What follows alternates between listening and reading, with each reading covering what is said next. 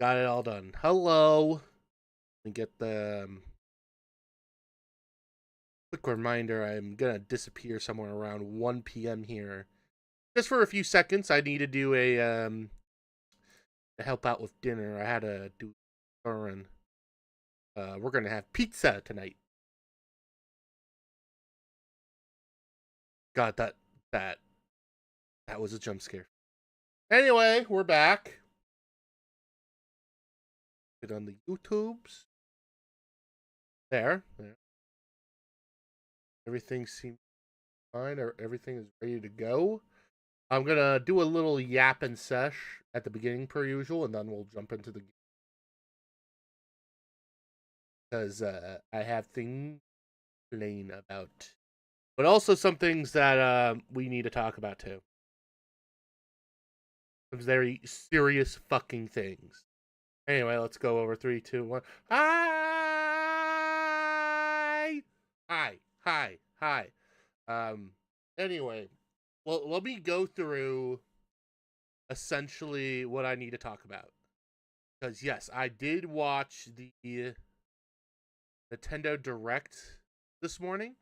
I didn't react to it on stream because I think it's just I rather save that I think for tomorrow night when we do the Switch 2. Even though I will be spoiled the fuck when I'm at work when that happens. Even though I think that's going to be the possibility. We're going to add like that +1 stream of me just reacting to it. So yeah, it will happen. It will happen. Don't worry about it. It will happen. Um, but yeah, the only Nintendo Direct that I'm going to be watching is going to be for the Jesus fucking Christ. The only Nintendo thing I will be watching is the Nintendo Direct for the Switch 2 because I do have some bold predictions for the Switch 2 launch. So here's kind of my prediction. I predict the next Mario Kart game being launched on the same day, but also as well the new Metroid game as well. And that is because I wildly think those are the two launch titles for the game. But also today they announced a virtual card app for the Nintendo Switch, so that you can transfer games from and your progress from one game to another, which is nice. But I think they announced that as well, so that they can say that we can also have this for the Switch as well. No? But yeah, I'm very excited. Switch 2. I have saved up, I think, some credit card points for a certain online shop. 32,000 points, which is the equivalency of 320 bucks for it. So I may pay most of it off with it, but also pay the rest with it, like taxes and all. I'm like, yeah. But yeah, there's that. Very excited for next week. I'm very excited for next week when we get the new when we get that new Switch. I am pre-ordering it. Most likely it'll be delivered to me as well. So we could do a little unboxing maybe once it comes, just for shits and giggles. See what it looks like, how to set it up, so that we can do a bad unboxing, if you will. So there's that. And I do hope for but I do hope for the Nintendo, like Mario Kart, and also uh the new Metroid to be a launch title for that game. So I'm excited. I'm excited for next week. We may have to just sit on it, wait a little while for it. We gotta let it cook. We gotta let it cook. Let's go to the next of news. Damn. Oh yeah. I've been playing Adamfall for the last couple of days. I've been enjoying it. I think it is one of the. It is. I would say this game is a bit of an acquired taste. I will say that this game is a little bit like Bioshock more in terms of its gameplay rather than mostly you don't have like powers on the side. A lot of people are comparing Adamfall to Fallout, but in reality it's just more it's more I say it's more Bioshocky because you get to craft items, craft healing and all that. It's more of a survival game than a actual Fallout game. There's also there is like batteries that you can like find, and I have to reload an old save so that I can get this one battery so that we can because I kind of want to just explore around. Love the area. I think my only issues is the enemy AI and also a lot like it's funny because I'm in like the recommended and they go like, "Oh, you got to fight these guys one on one." No, you can easily do that, but you can also use the abundant amount of grenades too. My only other issue is that you have to also find like magazines in order to unlock like perk trees too. Also another issue I think I have with it.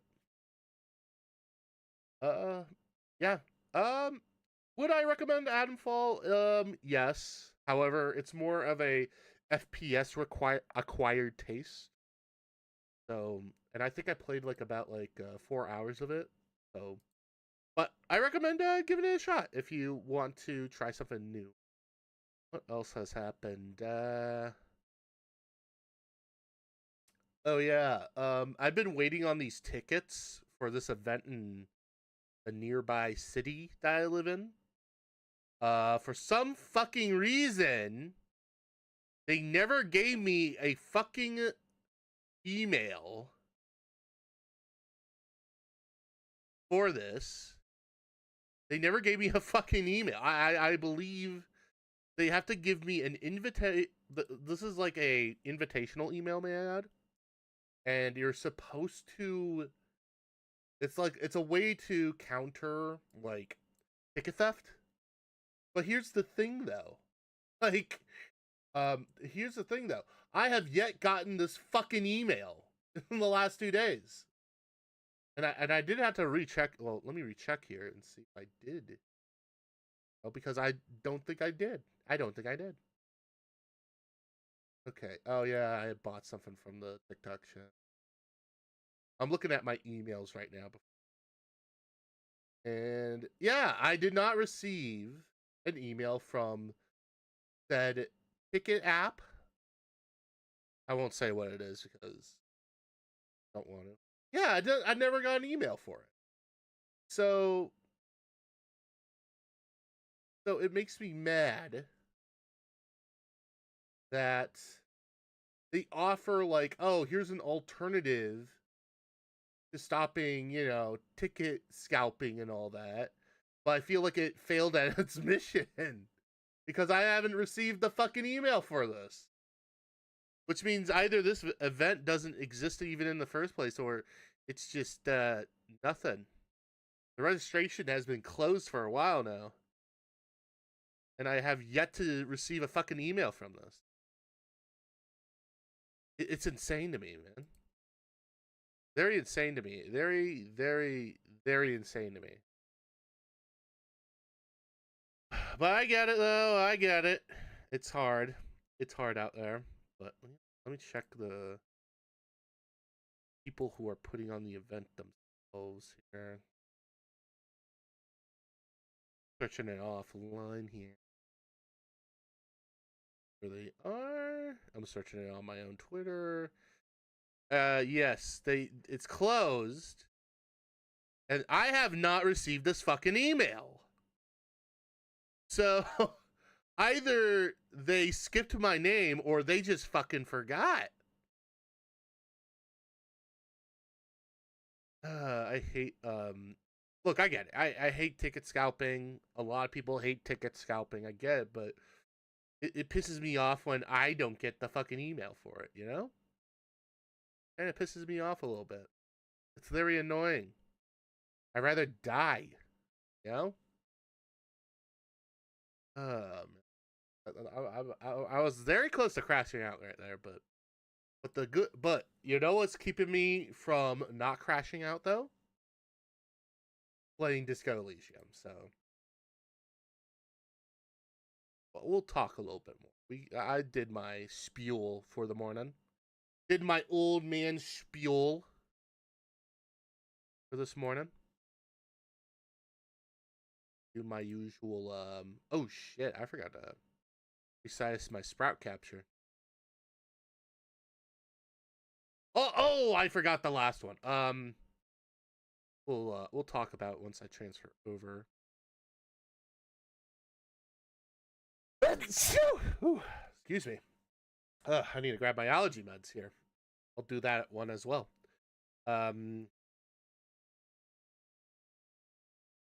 Disco volume. And here we are. So there is some V-Card news tomorrow. I'm very excited. I'm hoping that they do. I think it relates to the rules and also the restocking. And I hope that they restock the first editions. Even though I've been told otherwise. So, and I do want to get 2 more boxes. But who knows, though? Who knows? Maybe they'll announce a second edition and we just don't know.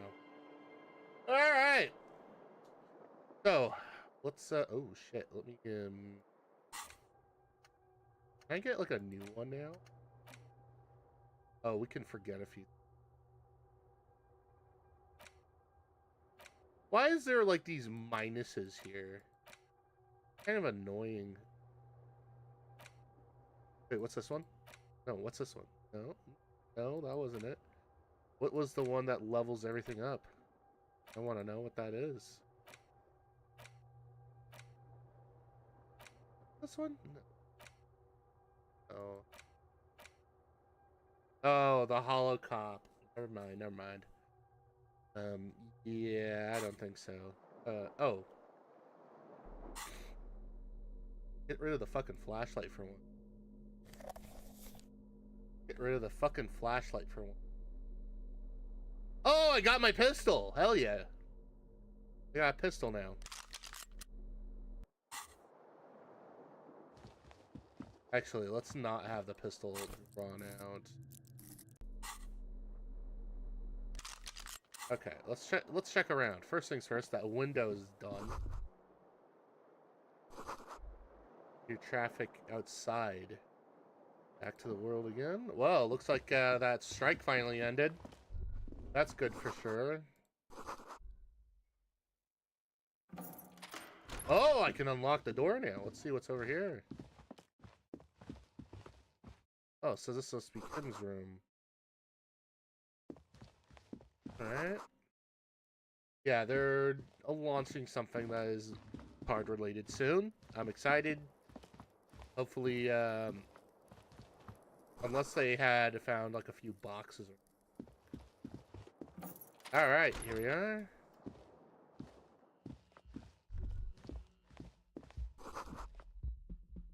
Ouch, my leg hurts. Maybe if you don't run, it'll be okay. Oh, okay. Looks like we're a bit hurt. Alright, we're gonna investigate this room for a moment. See where she left off.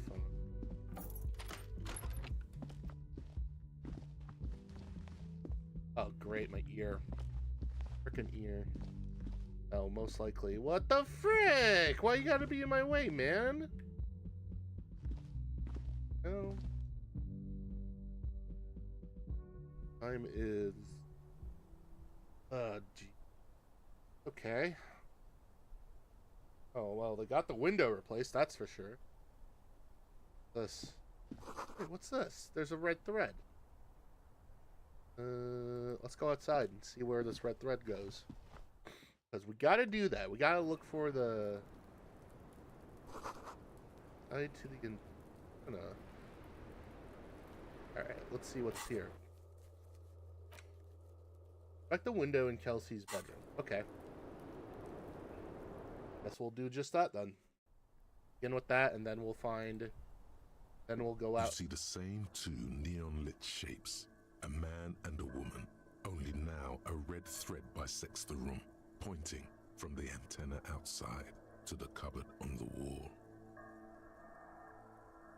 This is ballistics. She's left a trajectory for us. A ray of backward motion explodes from his mouth to the roof outside, A prime, to then widen into a radius of locations in Martinez, B prime, B double prime, and B triple prime. Where does the thread lead? It suggests the bullet came from the extreme upper quadrant of possible angles, from a point beyond the roof, B triple prime, the island in the bay. Is she trying to tell us the shot came from the islet? Unless she thinks the perpetrator was standing on the ring antenna. That is where the thread seems to point. Is she trying to tell us the shot came from the islet? Unless she thinks the perpetrator was standing on the ring antenna.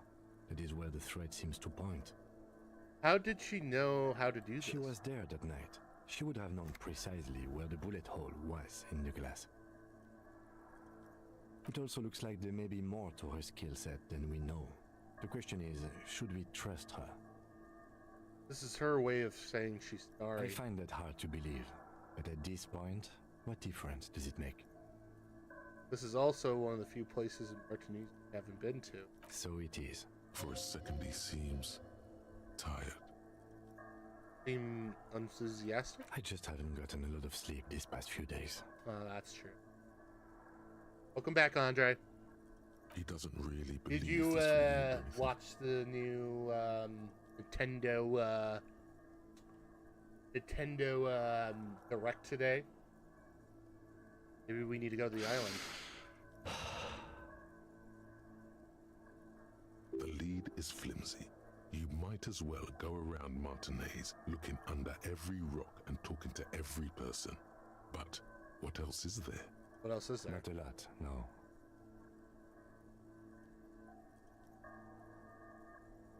I'm going to the island. Are you in? Of course. I mean... How do we get there? Joyce Messier had a sloop, but she's gone. Louine the nitpicker, she's tiring to her boat. Ah, yes, of course. The village. Let's go. Yeah, let's go to the village. Alright, he's his pie right now.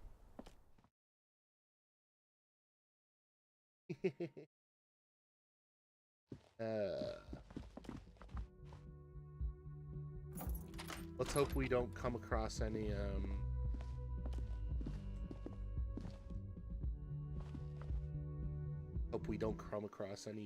shit or what.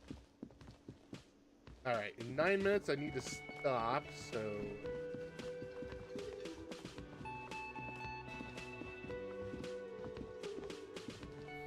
yeah, we're not gonna bother with that. Last thing I want to do is bother those guys after they're... What the hell? What is this? Un jour de soirée de détour.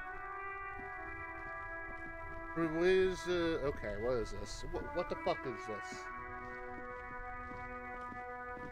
The graffito has been painted over the traces of the fight that took place here. It smells of blood and heavy fuel oil. This was Cindy the Skull.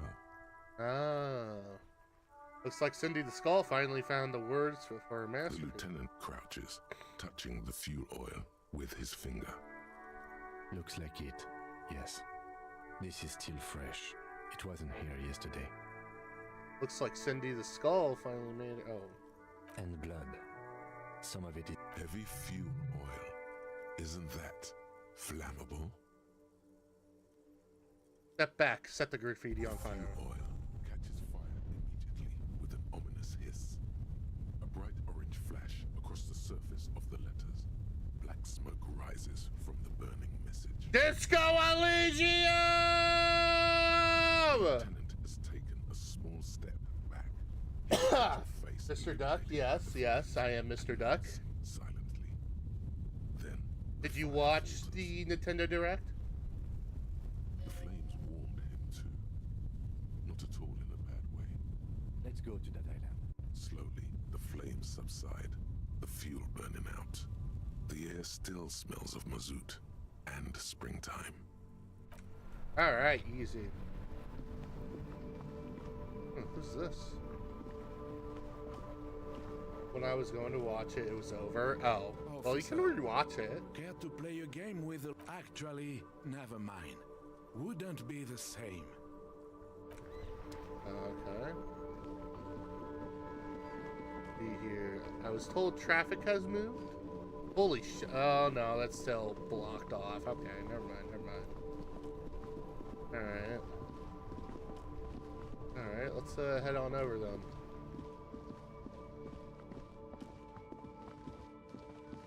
Let's head on over. Wait a minute, I could just simply Wow, wow, wow, wow, wow, wow, wow. Ireland asked. Oh, alright, then I guess we can't fast travel. I really like Metroid Prime 4. Yeah, I'm excited for that. I'm wildly sure that game is going to be a launch title for the Switch 2. Plus, Switch 2 is going to be the one I'm going to watch next week. I'm going to do a little mini stream, I think, Wednesday night where I react to it. If I'm feeling up for it, by the way. Okay, here's that boat. I'm guessing that's Leanne.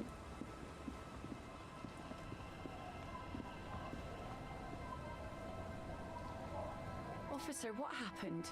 You're limping. Why are you limping? You look terrible.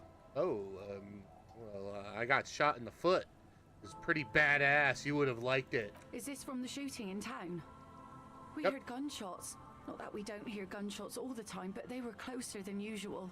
There was an exchange of fire on Rue de Saint-Guylaine. It's nothing to be worried about, madame. You didn't only get shot. I dodged a second shot. I also... Well, good for you. Aw. He likes me, chat. You should see the other guys, two dead So in the you're a hospital. killer. That's good, I guess. Oh. I guess. Better than being dead. Not a killer, I'm a cop. Aye. I guess you are. Of course. Can I help you with something? Yeah, we need to get to that island. That won't be a problem. It's wind still and the tar just dried. We've got 2 days of relative sunshine ahead. Can we borrow your boat? If you promise to bring it back, and no scraping the hull, I just got it nice and yellow, and no drinking on the boat. Okay, No joyriding okay. either. What? No Of joyriding? course, ma'am. It's only for a day or two. Official police be... Aye. What if I want to rock? I'll The just... crow's feet disappear from the corners of her eyes as she smiles at What's you. on that island? Nothing, just ruins. Used to be some type of fortification there before the war, where the commands an anti-aircraft gun. I think Hasn't been there herself. Who has then? Please be conservative with the fuel, will you? Alright. Well, we were given the go-ahead, so let's go to the island. Wait, what? A skiff with a small steering. Once you get in, that's it. One pull of the starter handle, and you're off into the bay. Oh, okay. A strange trepidation comes. Have you made all the necessary preparations? Closed all your accounts? Remember what the nitpicker said. It's a small tank. You won't be going back and forth on this. Oh. Oh, that's interesting. Does that mean that I'm almost done with this game? Oh, using this... that's interesting. I think we're at the end of the game. You know what? Let's do this. I will do a save. For that. Let's get on there. Float once you get. Have you made all? Remember what the netpicker said. Go to the island. I did save though. I did save. I'll be surprised if I finish this game today. Because after that, I want to watch the video about how there's not going to be a sequel to this game.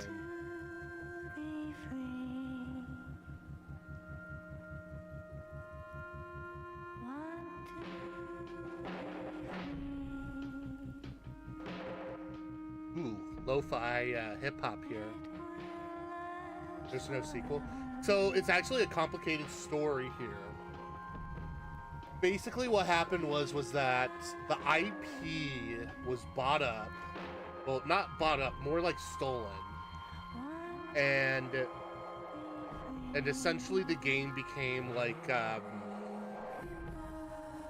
team basically has to restart from scratch, and they had to create something else. But also the development team is notoriously has some weird ideologies that resulted in the game's IP being taken from them. Which, it's a wild story. And People Make Games did a wonderful journalistic piece about it that kind of goes into it. And that's something I kind of want to watch.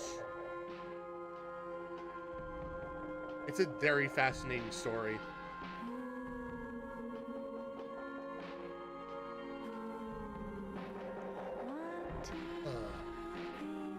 But I am excited for that Switch 2, though. I have enough credit card points to be using it on the, I have enough credit card points to use it on the,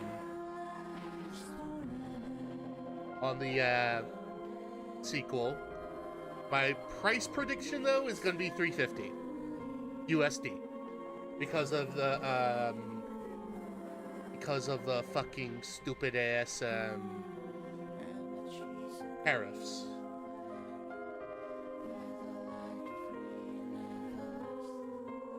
That's my prediction.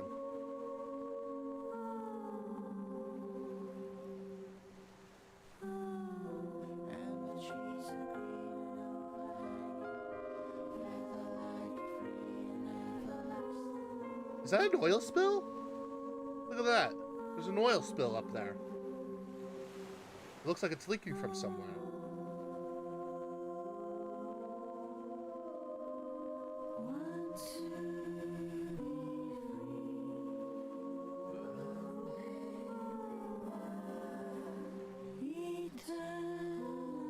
Whoa, that's a bunker right there.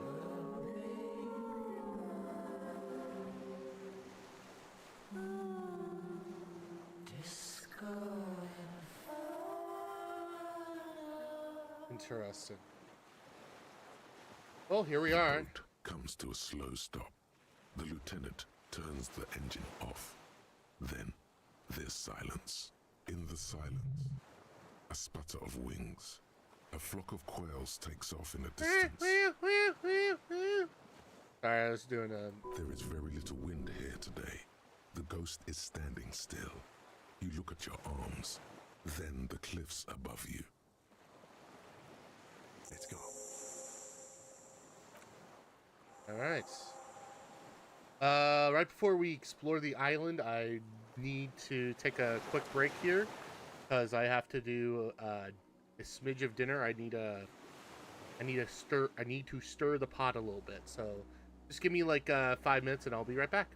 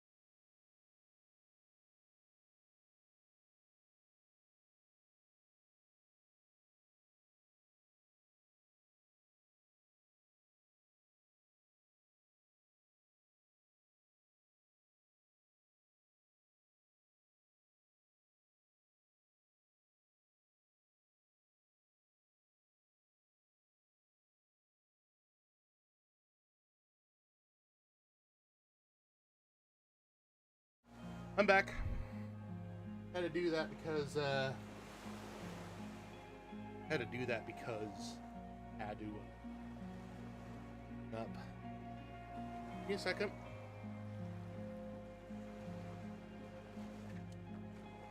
All right, got my allergy meds in. All right, let's continue.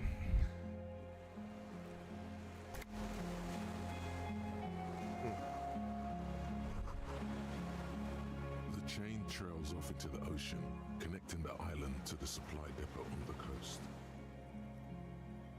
This leads to the. Ah, yes, so it seems. I think it's For U4. bringing munitions to the island, maybe? And supplies? From enemies. Enemies of the commune of Revachol.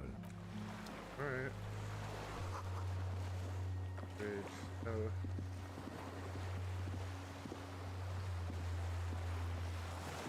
Around here. Oh, that's rocks. Do we go this way, maybe? The coast for a moment? Ooh, here we go. Close. Alright, alright.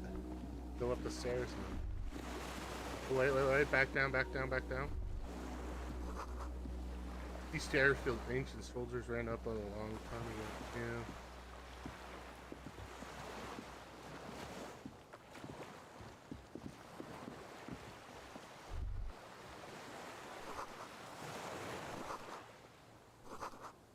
Oh, so that explains the little puddle right there.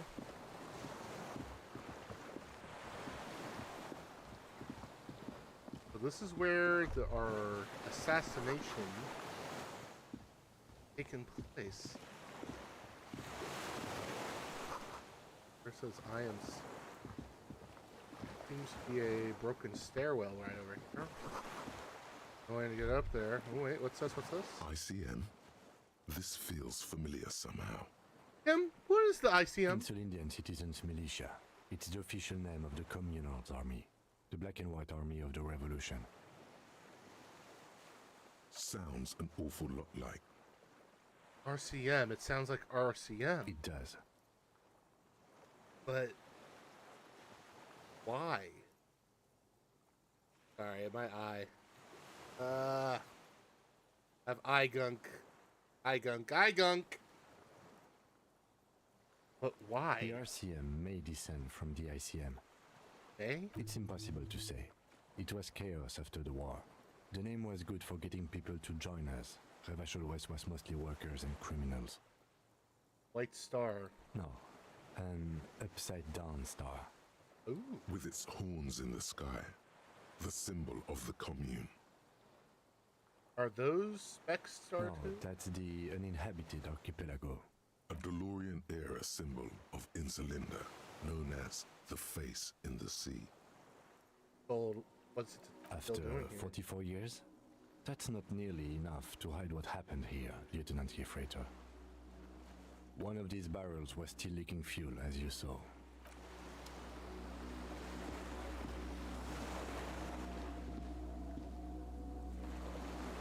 Well, if I can't go down this way, I guess we gotta go in here.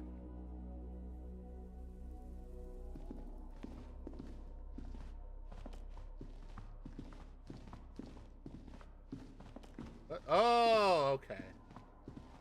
Down there.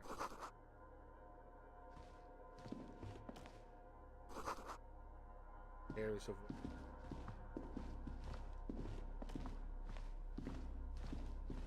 Well. Looks like we found our murder weapon.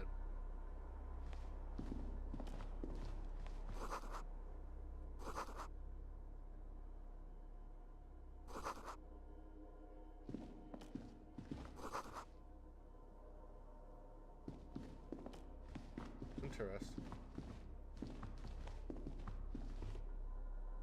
The other way. So far, it seems that we have discovered...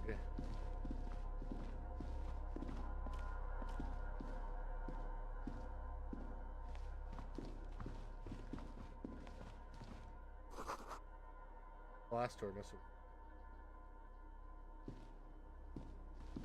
You see a small metal door nested inside a larger one. heavy steel blast door. There is a conventional keyhole above the handle. It's very small. Another part of the island, probably. The lock looks like it could still be usable. Maybe this is one of the doors we don't open? He's right. It would be better to open its big brother. A powerful engine hangs under the ceiling. It must control the blast door. You're right. We open the big one. Any I controls anywhere? think there's a console just southeast. Let's look around. Getting the blast door open seems like the best plan. Good idea. Southeast. North, south. Alright. Oh. Wait, what? Oh, hello.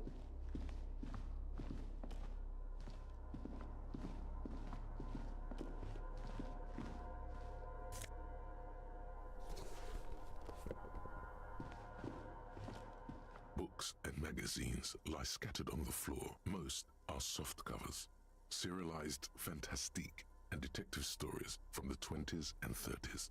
This disparate digest includes the classic Animal Advent among what is mostly commercial fiction and serialized stories.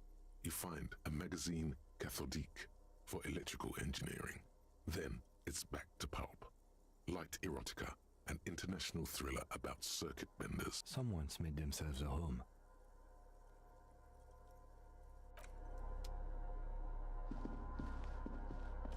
There's a greasy old spring mattress in the corner, resting on piles of soft-cover books. White linen and a pillow are visible under a worn-out caracol blanket. I like how this bed is being stood up by a bunch of books. That's very smart. Very smart. Someone has been squatting here. The linen is fresh, recently washed.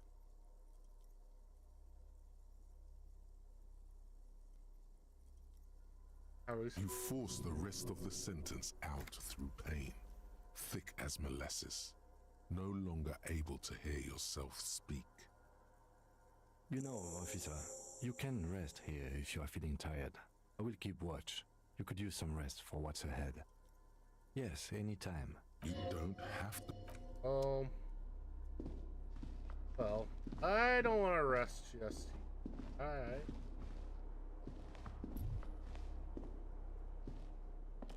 An old cylindrical generator. The lieutenant puts his hand on the metal barrel, checking for. It's cold now, but someone has been maintaining it. The wiring has been repaired. The lieutenant assists you, holding the canister up to the fuel tank as you tilt. There's a red starter switch on the side. The recoil start wakes the old generator up. The machine sputters like an old. That should do it. Downstairs, somewhere? The tank is far from full, but there should be enough. The fuck? Oh, that's why. I'm like, I had the, God damn it, that's.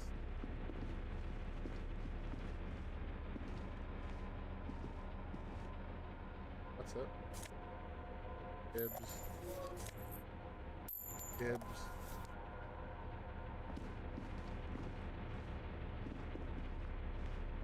Alright, let's go find where these wires lead. Let's. Oh yeah, downstairs, like this.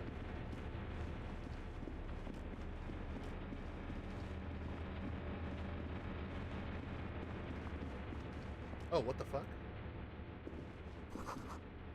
Patches.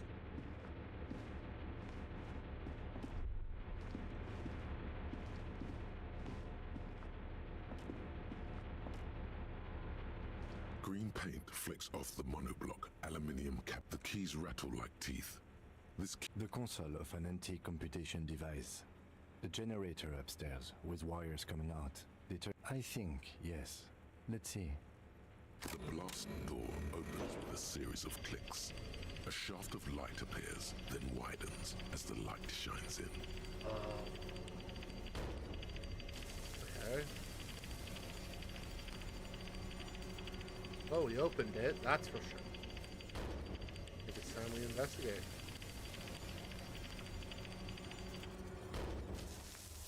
A sudden wave of anxiety. After you. I don't know.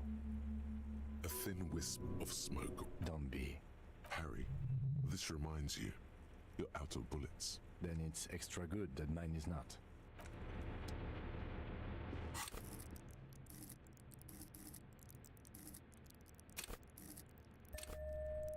Damn, I have like 4 of these? Oh shit. I don't think.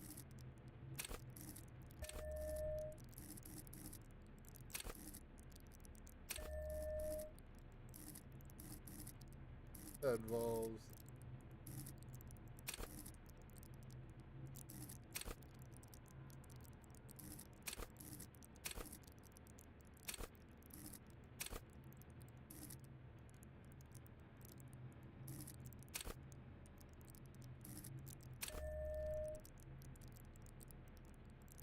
Oh.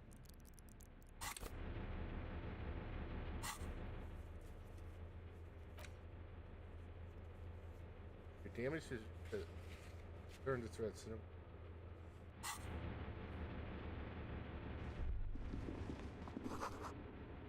See where this goes.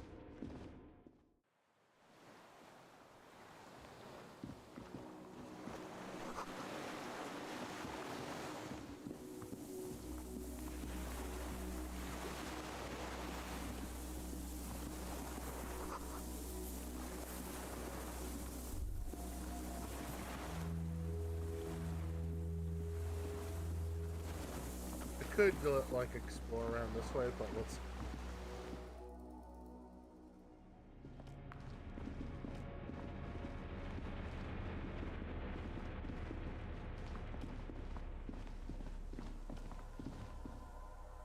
Well, let's see what's in here. Oh.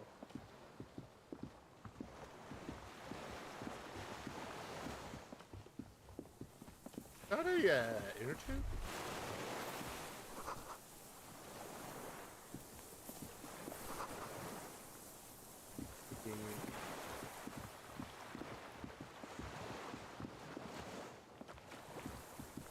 Oh, there's a guy here, that's for sure. Guy rest person. Ooh, he has a rifle. Old man, wearing tracksuit trousers, leans on the frame stock of his rifle. He gathers a big ball of spit in his mouth, then spits it out into the extinguished fire before him.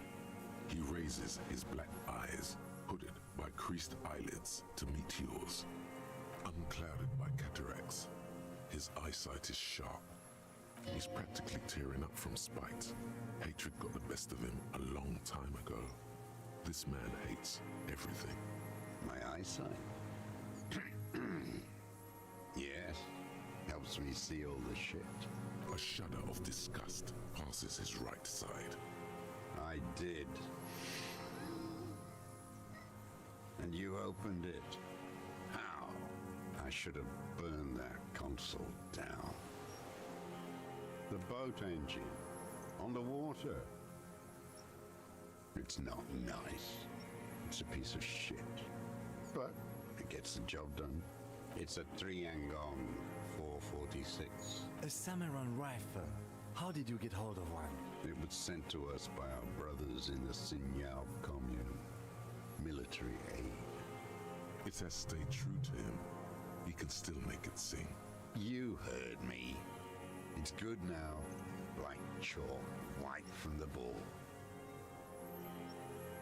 Alright, The lieutenant pulls his pistol from the holster. You are a glorified night watchman. This is a service rifle. I can only lay it down before an enemy commander of corresponding rank. His elbows rest on the frame stock, calmly for now. But he may still get it in his hands. Looks like he knows the weapon. No. Put it down now, sir. Or you're gonna blow my brains out before you question me. To hell with it. It's a walking stick anyway. It's out of bullets. Like an amputated limb in the sand. His gaze follows your motions, still warm from his parched hands. Not the metal. The metal is ice cold. The rifle's in a shabby state, like a crutch that's seen too much travel. Hieroglyphs are embossed into the forearm. On the butt, you see Vespertine writing, burnt into the wood. Triangon, 4.46mm, made in Sinyao. Worn. Personalized even. No response from the old man. Jacketed. Military-grade ammunition. Stable in flight. Good for hitting something that's very, very far away. As he speaks, he stresses every word. He's liking this. I wonder how old it is. The old man does not. The old man keeps following your motion with his gaze. His right arm twitches suddenly. Some kind of involuntary response. Something is slightly off with his motorics. This looked very much like the murder weapon. It can be used against him to get a confession in time. Who are you? My name is Josef Lilianovich Dross, Political Commissar of the 114th Anti-Aircraft Division Commissar? of the 4th Army of the Commune of Revachol. I am a deserter, a partisan, and a prisoner of war. This is my termless surrender. The commune of Revachol? Do you mean the ASCII? You're a holdover From the Insular Indian Citizens Militia, the Army of the Revolution. I was recruited in Jamrock in 07, trained in the École de Contrôle Orient, and consigned to emergency defense duties in 08. I left my unit on the eve of the landing. When I returned here on May 14th, the commune had fallen. Still armed and ideologically trained, I wrote a criticism of myself and resumed partisan duties. 51 minus 8 equals 43. Interesting. We did Mavs. No. I've been on other islands too. I was an Resurrection until they turned it into a spa in 18. Then I was an E-48, a nameless sound, until the sea washed over it. Then I came back here. That was 22 years ago. 43 years and 10 months. That's insane. It's not how a human being should live. But I had to. I couldn't just forget. I couldn't just forget what I saw. What have you been doing during all this time? Yeah. Hiding, fishing, waiting. Where it's morning, on Rue de Saint-Gislain, people are walking. The gas streetlights have already been switched off. Further inland, in Jamrock, the streets come alive with workers. Men, women, children rushing. Muddy avenue after muddy avenue. The temperature is rising. Alto cumulus clouds form above Precinct 41. Always waiting. For her to return. Her who? Girl, child, revolution. Girl Child Revolution. Always.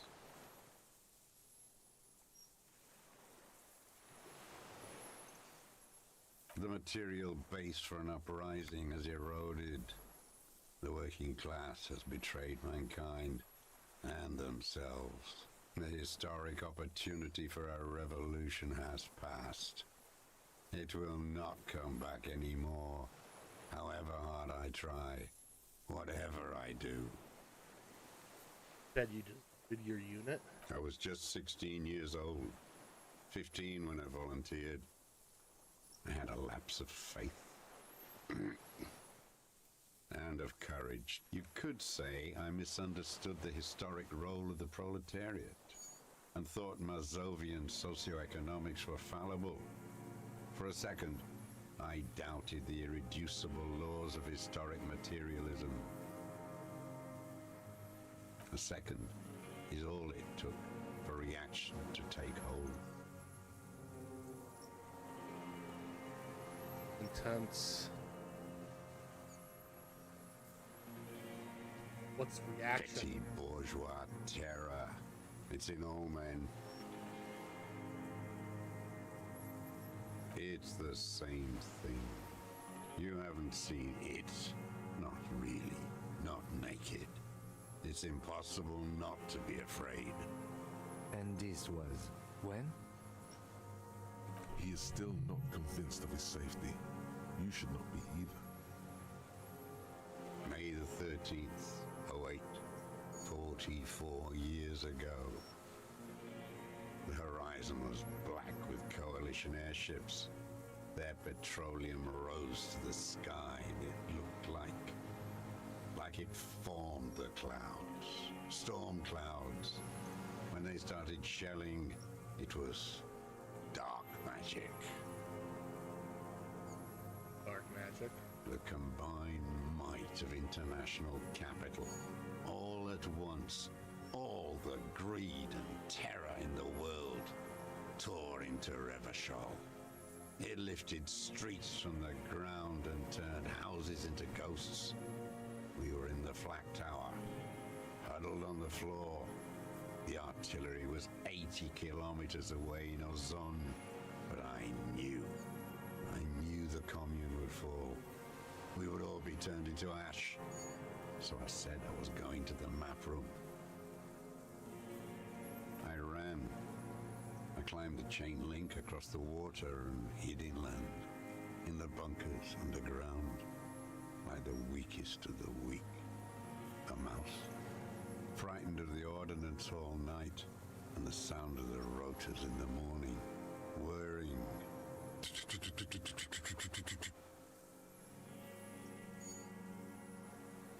Airships.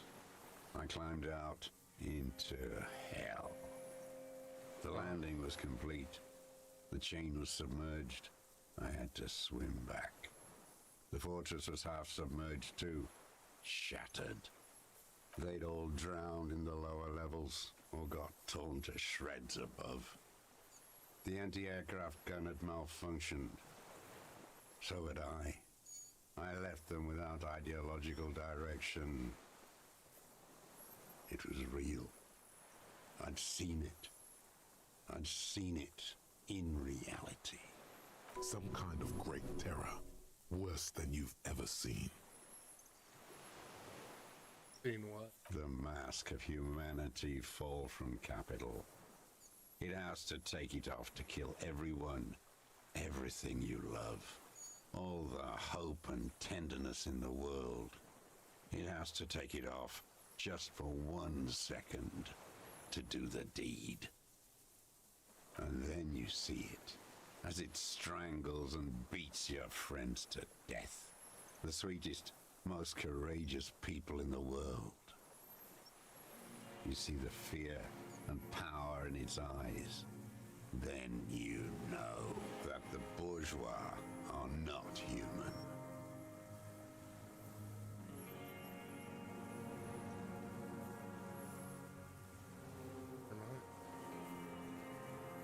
Well, I always suspected the same, really. Now is not the time, Lieutenant Yefreto. I had to. I had to fight it. I could not stop anymore. It's not an island, Dwight. It's a defensive fortification of the commune. The congenitally deformed King Philip II built it to restrict access to the Bay of Revachol. We captured it in '02. Coalition military called it Operation Deathblow. I later found out on the radio they called it Deathblow. You're one of them. Tell me, who speaks like that? We had 50 million people on Caillou alone. Iblis. Well, I gained another achievement. He nods. How does anyone survive? I steal. Now hold on there.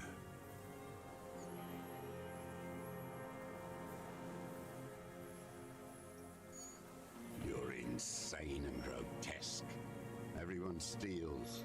Vegetables, supplies. It's the life of a dog.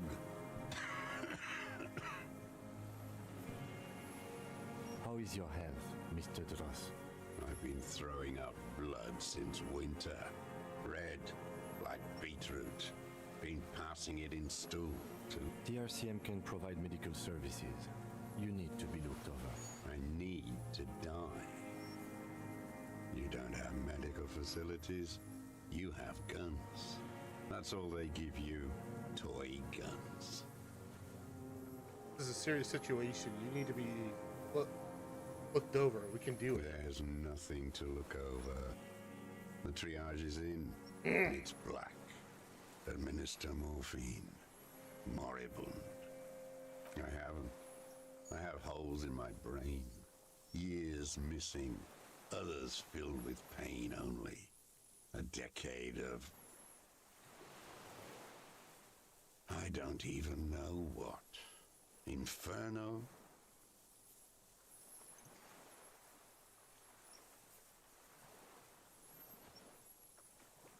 I would imagine it gets tremendously difficult, mentally, to live in isolation. Traitors. It's better alone. I watch the people of this city turn the lights back on more and more each year. Ruins glimmering in the dark like a fucking merry-go-round. It's disgusting.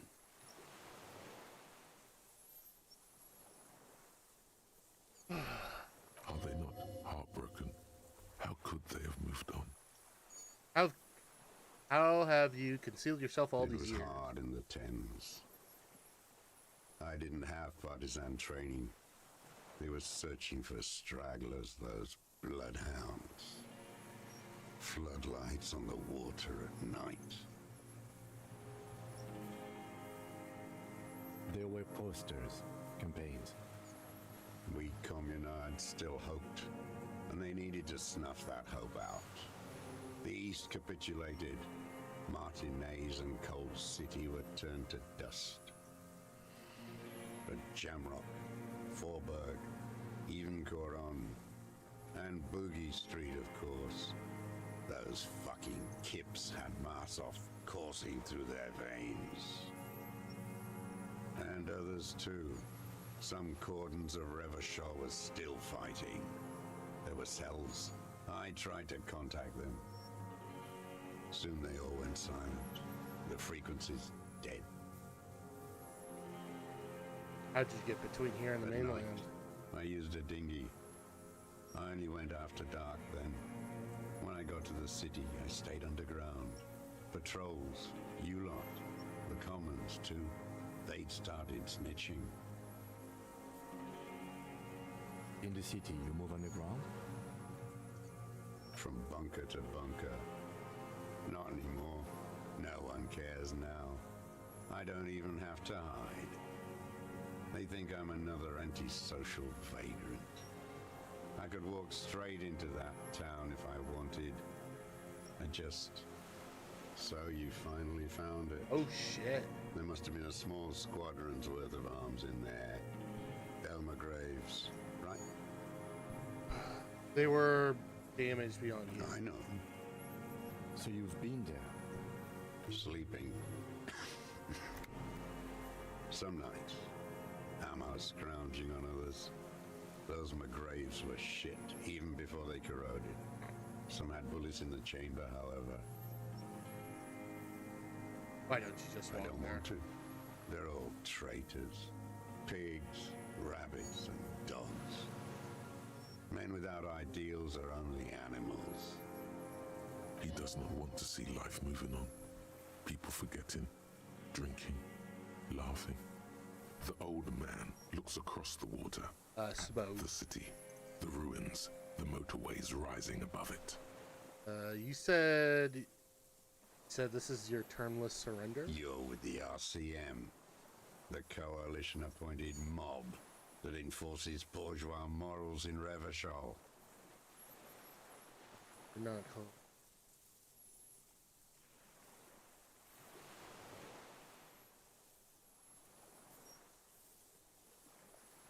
We keep the You're the RCM.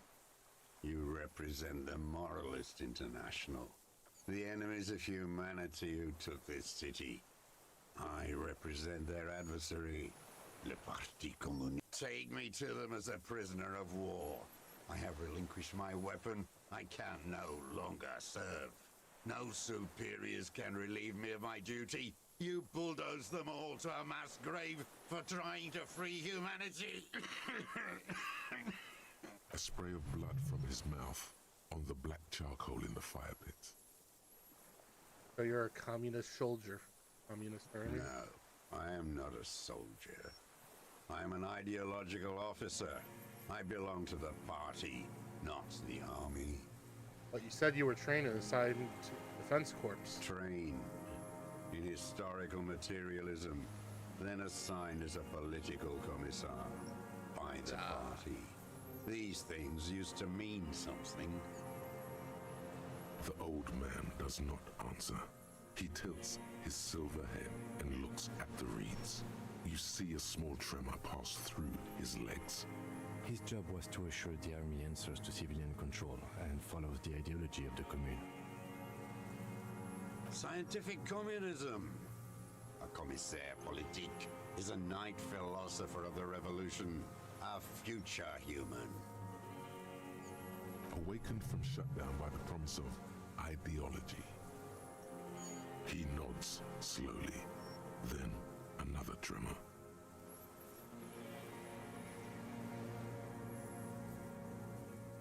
Say nothing. There's nothing serious in this world. It's a farce. Alright. What have you been using this gun for? I've used it for killing people. Here we go. A trail of blood. The lieutenant Here we smells it go. too. Killing people? It's a gun. That's what they're for. You want a moralist euphemism? Defending your family and your property. I haven't done that. I've used it to kill people. Interesting. During or after the war? There is no after the war. Class war is never over. Haste. I'm sorry, I didn't So say it's that. continued killing after hostilities ended. Okay, this is it. You can feel it, like battery acid on the tip of your tongue. Something you haven't felt in a while. But What? this is what you live for. The great serotonin jackpot. The Oh, solution. Serotonin jackpot! Go in straight. No euphemisms. He doesn't like those. No. Be careful now. Slow and steady does it. Make him repeat it first. Don't mess this up. Remember, he wants to tell you. Get personal. So you saying you killed people after active fighting stopped? What did I just say? What did I just tell you? Don't drop the ball now. The who now? Oh.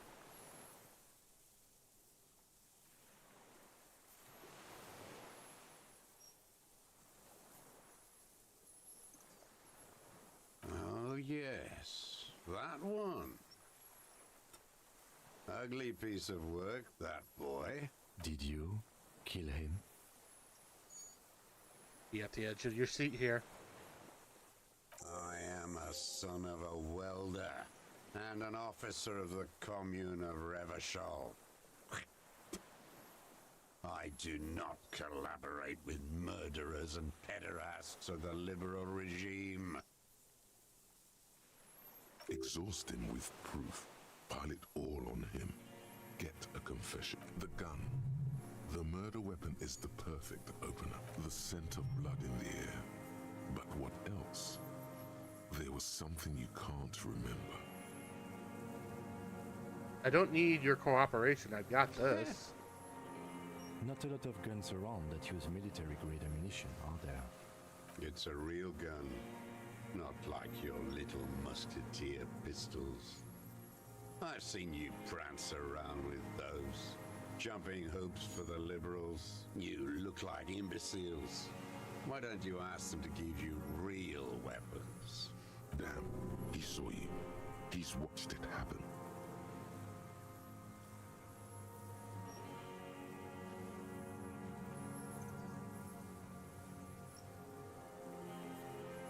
You know what? You're right.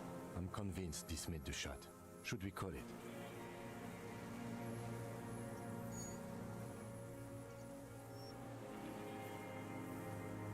.46 jacketed ammunition, modified for range. We have it. Good. This feels good, doesn't it? Tearing things up like this. When you have the murder weapon, you have the killer.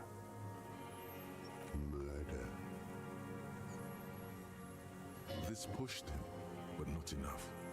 Just a little more.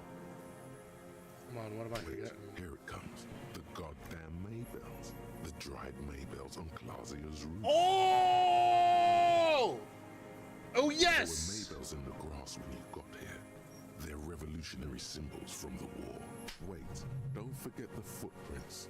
The diagonal prints in the dust in the secret space behind Clausia's bedroom. Now, they're gonna come up. You got it. Thank you, Head. The boot prints were like no modern soul. Maybe don't beat yourself anymore, though.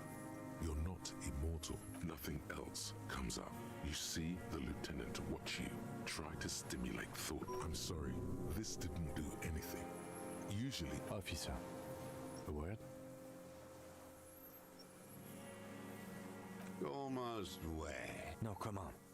A word.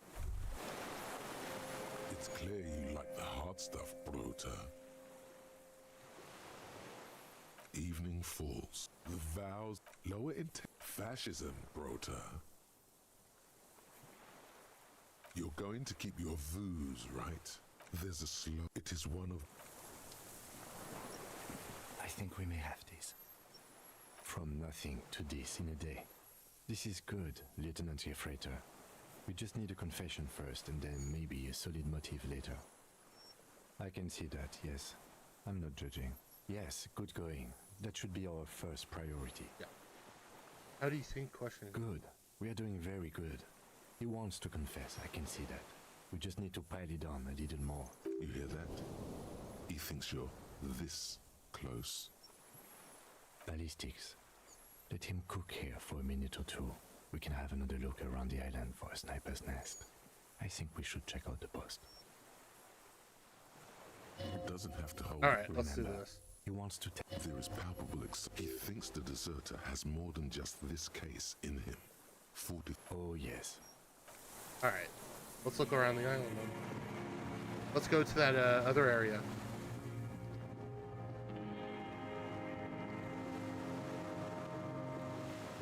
And getting close to solving these murders, man. If we end up finishing pretty decently early, we could watch the video about the game. But I feel like this is too easy. Alright, go find that nest.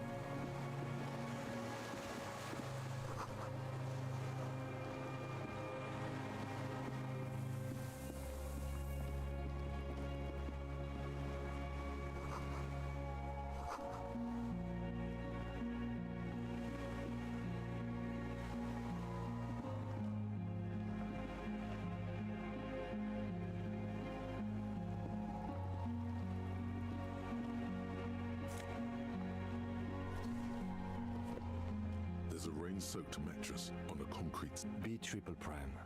This looks like a good place to shoot from. A single-person mattress and an empty can of beans on the ground next. The silhouette of a tobacco picker. Noted. There's a firing slit, quite old and grimy. The springs screech as you lean on the mattress and crane. Trepidation. A tingling feeling. A small piece of Martinez coastline opens up in the square in front of you, like a tiny landscape painting. A towering skyscraper, its top floors shaved off by artillery fire. Capeside apartments. Rue de Songes. The red chimney and collapsed back of the 4-story tenement in front of the whirling in rags. Rue de Songes. The box-shaped silhouette of the whirling in rags. Its sloped roof, a tiny fleck of light catches your eye on the rooftop. Sunlight reflecting off the upstairs window of Clausia's room. What does that mean? Do you have line of sight to the window? I can see it. Through the scope of a rifle. The shooter would be prone, lying on the mattress. Cheek against the cheek rest. Hand on the hair trigger. On a calm day like this. Good. I think we have it, detective. The origin of the shot. This is the sniper's nest. In our defense, nothing pointed here. Many leads pointed elsewhere. He looks north. He's conflicted for a second.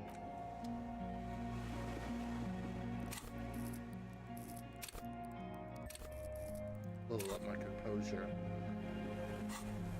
Let's see here. Oh. Alright, we found the sniper's nest. Let's try and go back.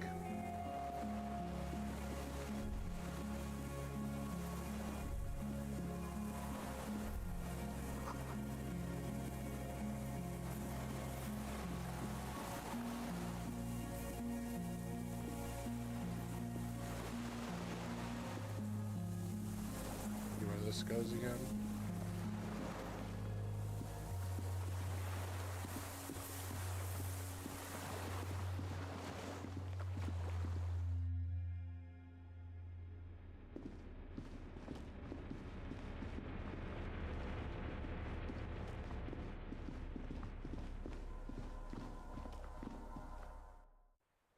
Alright. Let me look around him when we go back to the guy. God damn it, why is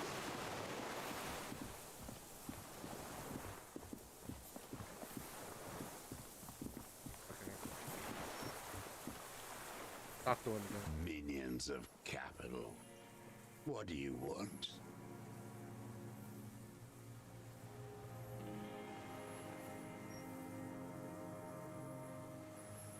I ain't going.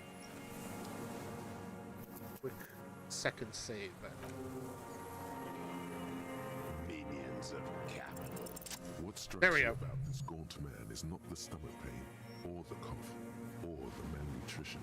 For a man who spent 44 years hidden in the urban wild, Surprisingly is okay. indeed, he speaks fluidly. His movements are rapid, if erratic. His voice, despite the cough, is there. It is capable of expressing complicated ideas. Above all, he seems animated. It's a mystery. This animation comes at a cost too. Shit. Erratic hand gestures, thought processes cut off like threads as he just stares at the logs or the reeds. He also suffers mood swings, bubbling to the surface, unconstrained great leaps of emotion. From anger to grief, despair. You've seen demented people before. This feels similar. Yet, is it some kind of substance damage? Like he's addicted to something? Not only the painkillers he's clearly on. Perhaps, but his seems more than that. The inner in summary, you sense some underlying neurological... No. I won't be stuffed full of shit like the rest of this city. It's not a downer, rather an upper, judging by his snaps. Like some kind of decadent rock star. No, I'm not okay. I shit blood, and I'm surrounded by insane people. So true, bestie. So true. There it is again. Erratic hand motions, bouts of rage, and the stomach thing too, of course.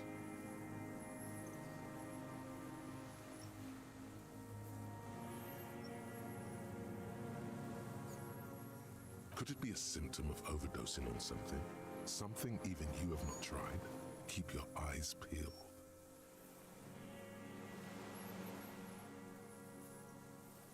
Pretty bourgeois law. This A drop of blood in the saliva. Tear into him again.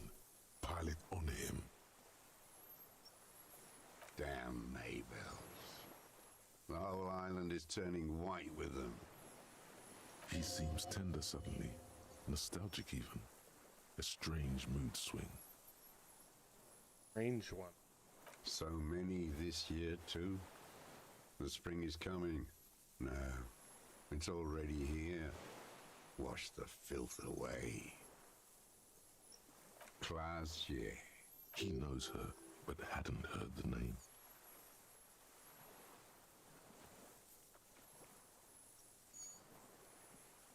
With the victim. There is a small tremble. Looks like a smile.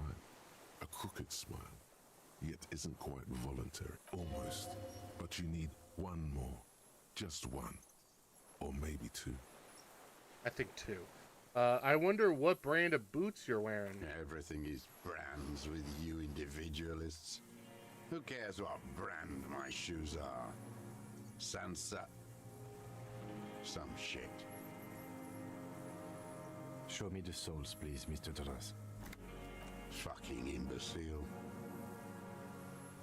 The maker is called a sensory.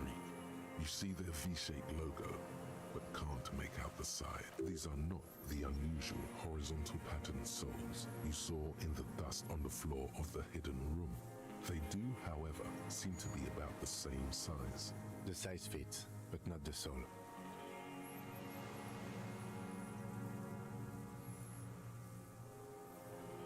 Ooh, okay. 3, 2, 1. We fail it. Simple. Knew it. No. This is another loose thread you will. The lieutenant raises his brow. People change shoes, detective. What were you doing? Trying to... The old man. You know who he was. A coalition-trained murderer. Armored and armed. He wasn't human. The blunt end of a hammer. Dripping with blood. He was a killer, but still under the direction of the... Beating us to the ground. Moaning with joy. You hounds get so thorough when a company-trained killer dies. I haven't seen you on this coast for 40 years. Got your attention. Now you stop eating druggies and prostitutes in your basement. Now you come to him. Oh, the inhumanity. One paramilitary less in Revachol. The lieutenant raises his right arm while the lieutenant listens, holding his breath. I had them in my sights. Both of them. Him and the whore. I was breathing with them, in phase, and I pulled the trigger and flew on the air until I landed in his mouth. I didn't think I had a shot like that in me anymore. I did. I saw him kneel there with his mouth full of death, and that stupid look on his face. And his dick still in her. Don't need to mention that. Nothing. I went to sleep. Next morning there were Maybells everywhere. The world was white, or what's left of it anyway. My last spring here. I knew the fascists would come to avenge their own, and so they did. Mr. Doras, are you aware you're confessing to murder? Yes. Well, we found him. Ladies and gentlemen, we got him. We And got you are him. looking at Dan? The victim and a young woman having sex through the scope of your rifle that night before you shot him? The old man nods. Why? Because that's what they were doing. Oh. Lighting changed. I don't know why. The motive. This is where the motive is going to come from. You can coax it out of him. The lieutenant's preparing the ground. Sure thing. Let him go I don't first. understand. Do you, detective? I don't understand this part.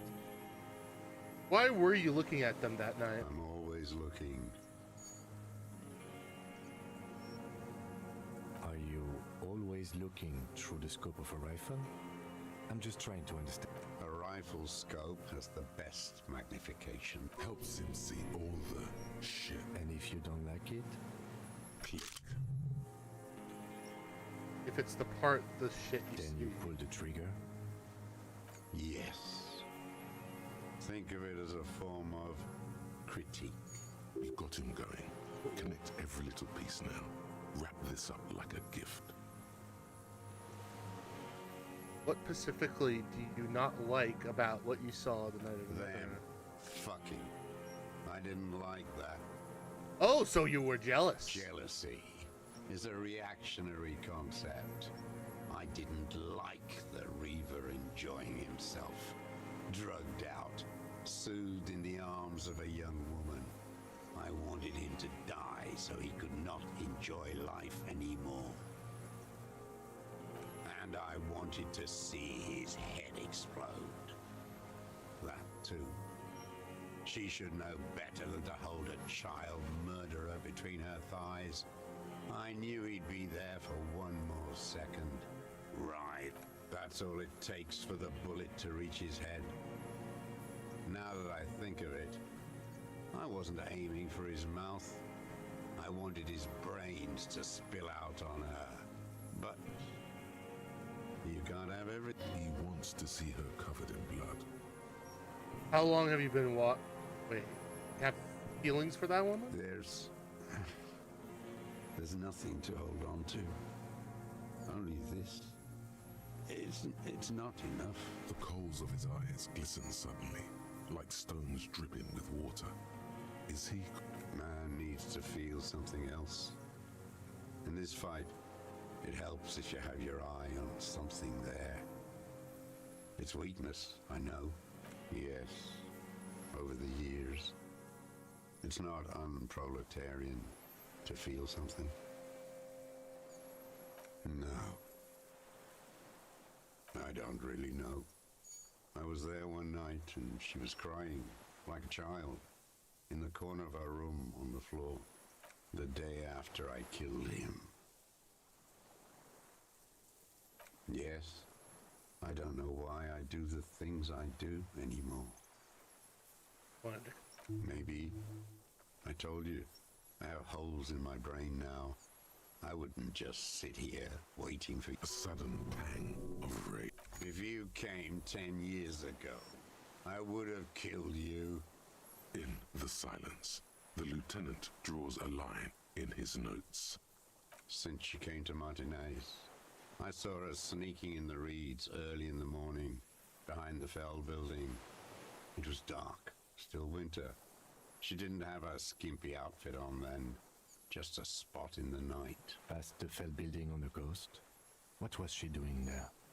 Hiding something in the water. She had a fag after she'd done it. I was up in the ruins there. She couldn't see me, but I could see her, smoking. And beautiful. That too. How could you see what she looked like? You said... The sun came up. Her hair was like cobwebs. She smoked more fags and snorted a line of whatever shit she was on right there. She needed it just to move. Her passport and tickets to Villiers. And from there to Cachet Brut. Some kind of hidden container on the coast. Yes, after she'd gone. It was a submersible. Well made, actually. Sloppy. We should have gotten her to tell us about this. Did you take the documents? No, I put them back. Why would I take them? I'm not going to phone. Oh, I mean, I did. She had a face like an archipelago with those birthmarks, and a body hard and lean and bruised all over, black and yellow. I could see she's taken a beating. I could see who she was, too. A spook, on the run. Revachol's the cloaca of capital now. All the bagmen and arms dealers end up here to do drugs and have sex like animals. You could tell she was a spook from the documents? She had different color hair on the photo, and glasses. Forged. Some sordid bourgeois affair. I've heard about this kind of thing on the radio. How did you see all this? The bruises? As she was beaten? I'm not blind, am I? Ooh, very high. Footstep. It quickly comes to you. The bruises on the body. Any chance you've seen them through a hole in a wall? Oh, yes. Cutting those drugs of hers into little lines with a knife. All right, we Masturbating. circle back around to that. Everything in him fills with impossible longing. Did you make that hole? With a clip point knife. Oh, we got him. Ladies and gentlemen, we got him. Like that, too. Yes. Bending like a bow against the glass. I've been through all of Martinez. Yes, that too. You turn it on inside, and it gets so dark out, you can't see a man looking in. I learned that in the 20s, when they were still hunting me. I've seen people... You hear the familiar scribble of the lieutenant's pen. How did you get in there? The hidden pinball workshop. I can just walk in there now after a good wash. I told you, they think I'm an antisocial. Closing hour is a good time. The kitchen's empty. You had to open the steel door in the kitchen? How? I got that open a long time ago. Some bourgeois game merchant lived there. I don't know, 15 years ago. He left spare keys all over, and I took one.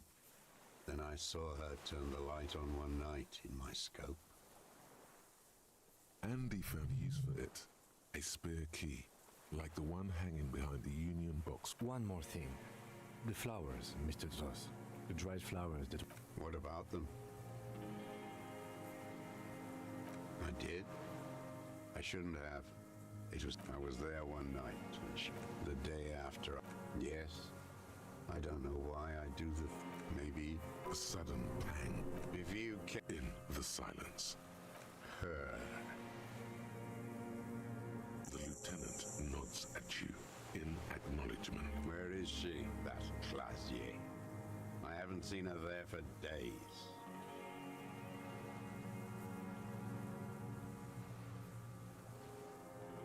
Gone. I knew it. She kept staring into the scope this last week at the island.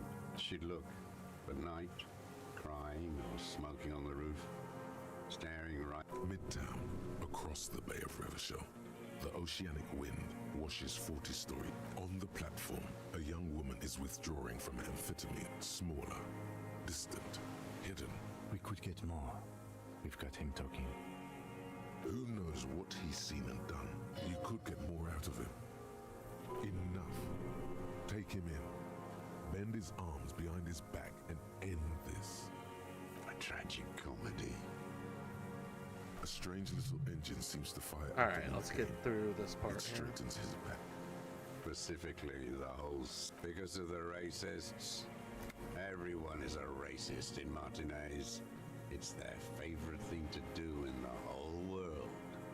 Listening to rape pump full of steroids and radio revish. Yes, the fly larva in his container. He let some nihilistic advertising yuppies erect a statue of Philippe, not since the serfs of ancient Pericarnassus. Intense, like animals. The worst of them is the blood-drenched soup. The worst is that old cock parading around in his uniform. Every morning he's there. While the Paris, that's all the rich really want. We did good. The disco whores are too much. Hatred shuts down his brain. And the Sucrian on her yacht? Whores. Another hideous disappointment. That deformed toad, I wouldn't expect him to wipe his own ass. I mean, Edgar.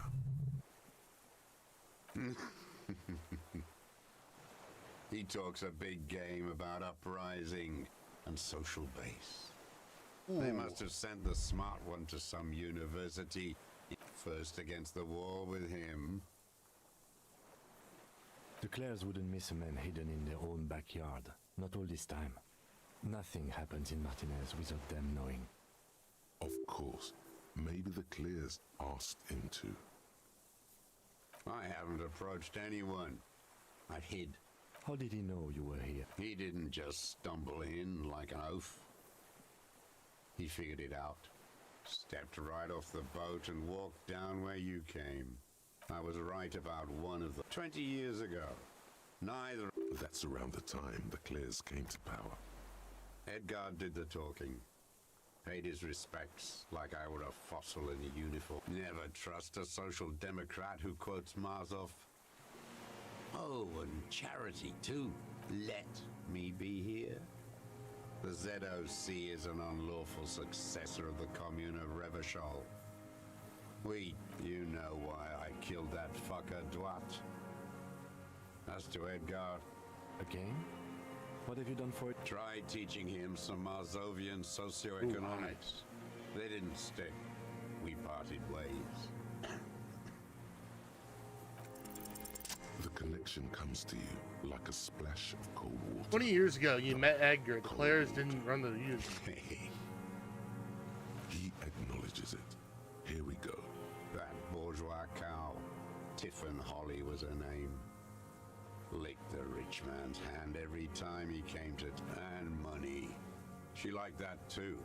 That Holly was a real bridge builder and a deal mate. Bordering on sentimentality, it drips out of him, tempered by something familiar to you. She was, and she was real soft on those money men. Had a Barbara Muscova bag over her shoulder that she liked to bring to work. And then she just disappeared. Called in, they say, on the eve of battle, ran away, vanished like a piss stain. No, that's not quite it. Did she?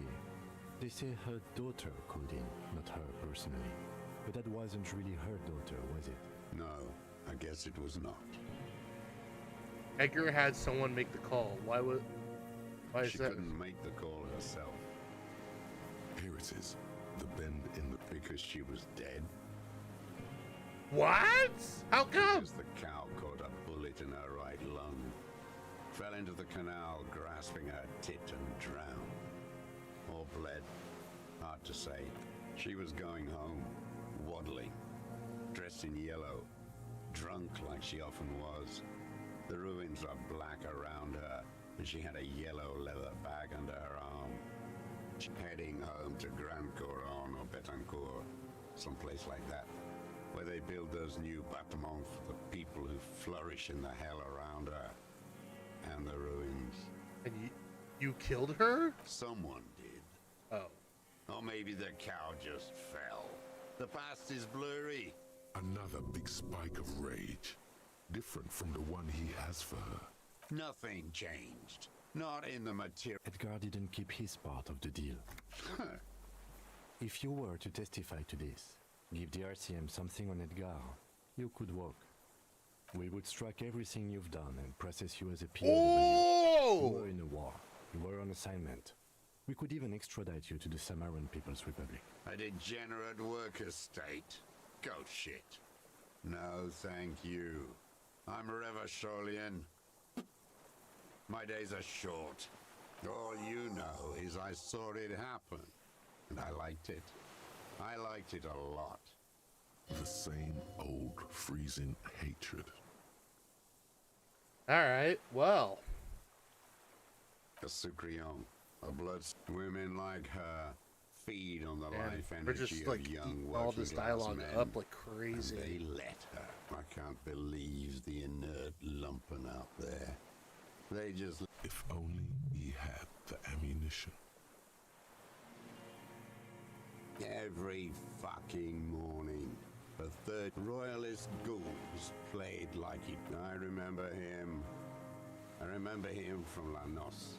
That one. Fat and plump, like a He whispers with such predatory. Not yet. I like to look. Save the treat for later. He is a juicy bonbon, that one. A real Bonbon? treat for the black day. Bonbon, bonbon, The bonbon, bonbon, blackness. bonbon. When I put that gun in my own mouth, I think, nah, better. I even hid one bullet, so I'd always have one for him. Haven't seen him there lately. Must be down with arthritis. Oh, cunt. Momentarily, he's worried for him. Glad. It's all gone. Well, Isaac Doros, you're under arrest for the murder of Colonel here in Maltona. What? But you said I would be taken to the... This terror is the sum of all the uncontrollable movements and mood swings he's been exhibiting.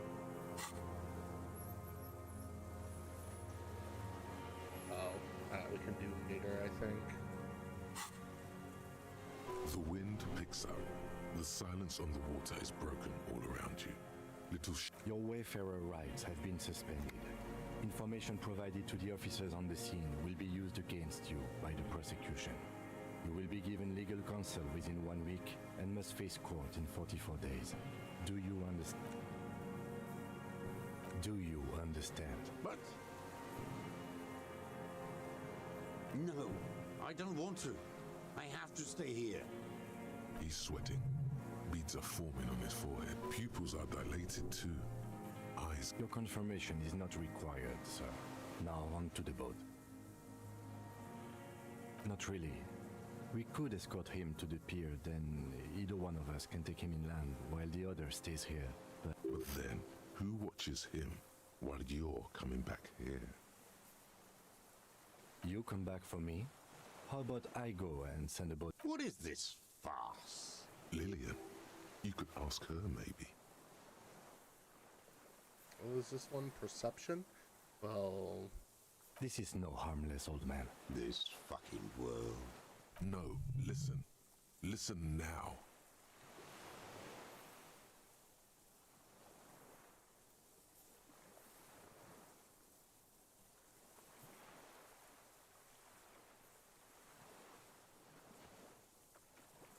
No, it would take a whole day on this island. You go and transport the prisoner. I'll be here. I can escort him to the pier with you. This world. What are you talking about? Is this... us? Your skin is crawling suddenly. What's going on? What's going on? What's going on? What's going on?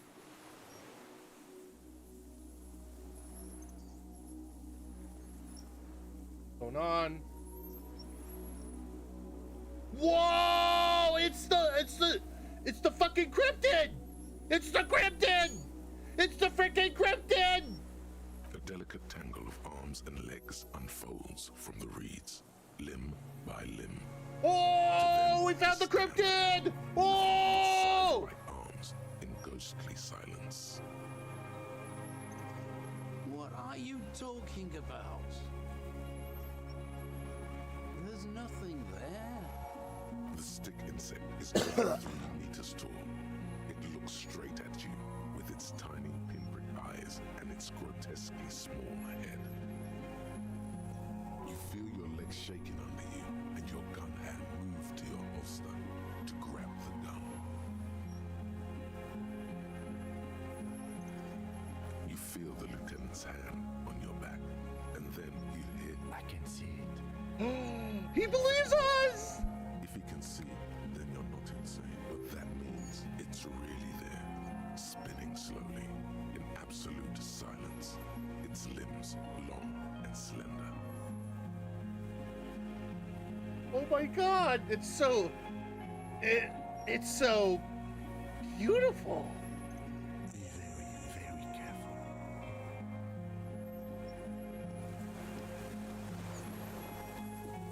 But who is this? The creature stands on long stilt-like legs, antennae hanging from his head like a woman's hair, white and curled at the tips. It is no more than 5 steps away from you. Reed like Dude, it's tufts gonna run. stick He's out gonna of its run away, joints. isn't he? As the insect moves its forearms, it produces a faint hiss, like a reel-to-reel machine spinning after the tape breaks. This is the Insolidarian classic. It is. You glance over your shoulder. The lieutenant holds a piece of milled aluminium. He begins to pull it open. No, the flash will scare the creature off. Warn him now. We need a photo. No one will believe us. From the corner of your eye, you see a sudden cascade of motion ripple through the phasmid's limbs. A series of I am not palatable. Do not eat me. I am afraid. With the sound of you see the phasmid turn to him, its mandible antennae reaching out. The ampoule will produce a loud hiss. You're right. It could scare it away. I need a better moment when it's not looking. I'll wait. I'm on standby. The spindly mechanism turns itself back to you, its antennae taking their measure of the air. Slowly. Slowly, with your breath held, you take 2 small steps like laughter, a sort of happiness. Sweat drips from your brow, soaking your chest. You reek of it, your chemicals. Hissing and clicking, it extends its mandible-like antennae to greet you. You're right below it now, looking up at the colossal chitin of its white limbs. The insect stops its stridulation, seeming to observe you. Below its crown of reeds, suddenly, no, stop, be afraid. As you do, shifting around in the reeds around it, in the muddy water, you notice some of its hind legs apparently standing on the water from time to time. No reply. A total ancient silence. You were right. Little bubbles form on the mouth parts of the creature. Careful. It may be poisonous. The foam slowly turns a darker shade, What's like this? burnt caramel, as the insect moves its mouth parts, masticating. The little bubbles begin to burst, one by one. We got it to talk. We got it to talk. Yay! Oh, I love this. Tell me what it's like for you. Okay, he's still there. That's good. That's good. Fire? Where? I do not have fire inside me. In me, there is not even blood, but lymph, Oh, this is awesome. like sap from a one palm. Now, I will tell you what it shapes of plants and animals, and internal sensations. A swarm of sounds, tiny vibrations on the inside of my forearms. All speak of I am at the end of a narrow funnel, weightless, so light. Are you sure? Sometimes, when molting, I regrow a lost limb. One time something went wrong, and a small leg replaced a missing antenna. The leg tried to move around independently. Yes, thankfully someone... So am I. I was born to detect sucrose rewards and semiochemicals. Ooh, I do that too. I can also detect pheromones. Oh, this is so fun. I like talking to bugs. And that I know I eat them, but this thing, I just rather let it just go by. No, you're awake. I am real. Light is forming me. This is real. Where does this come from? All this all around us, the Not world. even the birds know that. Now, not even a water lily. I think we should eat it. If it's a leaf, you can put it in your mouth. Or read. Yum yum. Wait, so So you look like a reed. Yes, they don't mind. Have you accidentally eaten other... Yes, I once cloned myself and ate the little ones. It was winter, and I woke up at the wrong time. It was an accident. I am an unknown species of the order Phantasmadia, endemic to the Insulandia Isola. For the last 350 years, I have hidden in plain sight. Masquerade. it may have unknown, dangerous biochemical characteristics. No one unnoticed by the first settlers and the land surveyors of the Suzerain. Also, by the soldiers of the revolution and the officials of the... I have stayed hidden through 4 forms of government and 2 scientific revolutions until I was accidentally discovered by a detective of the citizen militia. Yes, I do not have a star. He's still there, don't worry. So I use a neurodegenerative element to aid in camouflage. To not... The deserter. He's been here for a long time. No, you are. The moral of our encounter is, I am a relatively medium life form, while it is you who are a total extreme madness. A volatile senior nerve system, ominously new to the planet. The Pale too came with you. No one remembers it before you. The Nidarians do not. The radially symmetrics do not. There is an almost unanimous agreement between the birds and the plants. It is a nervous shadow cast into the... You're a violent and irrepressible miracle. The vacuum of cosmos and the stars burning in it are afraid of you. Give me enough time, you will wipe us all out and replace us with nothing. Just by accident. We suspect it will be something like the oxygen holocaust that wiped out anaerobic life 2.6 billion years ago, when organisms first started breathing. Everything your eyes touch goes back there, behind the nerve mirror. What if you blink? Are we still here? Please don't blink. What if he misplaces us all one day, or just forget? So it is already happening. Soon, one of you will close your eyes and open them to see that none of this ever existed. It doesn't look like that, no. You're just staring at it. Okay. Is it somehow related to the case?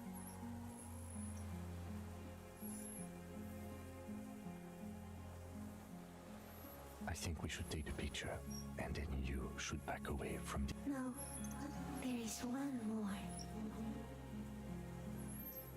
Thank you. I also have one more thing to say to you before you go. That woman, turn from the ruin. Turn and go forward. For freedom. I will try. She was hell on earth. It doesn't take a 3-meter stick insect to tell you that. Okay, Kim. Okay. There is no change in the insect's motion while it's being aimed by the camera. It remains fixated on you. In 3. If it moves, you jump back. I'll shoot. Here we go. 3, 2, 1. The shrill flash of the camera cuts the air like the blade of a sword. The sweat on your palms feel... I got it. The antennae hang. The sensation is electrifying. It is surprisingly delicate. The curly end of the whisker, like a young vine. Looks like someone's got hurt in a fight. This... Be careful, detective. It's moving. You were right. It glistens with some kind of moisture, but it tastes like sugar, odorless. The limb before you is incredibly light. So beautiful. Like eggshell. It's much This lighter. is so than a reef. beautiful. Warning. A sudden shiver passes the limb. Another shudder pulses through the creature. As you you're turning away, the phasmid mirrors your movements, stepping on the water, the long limbs carrying its feather weight without breaking its surface.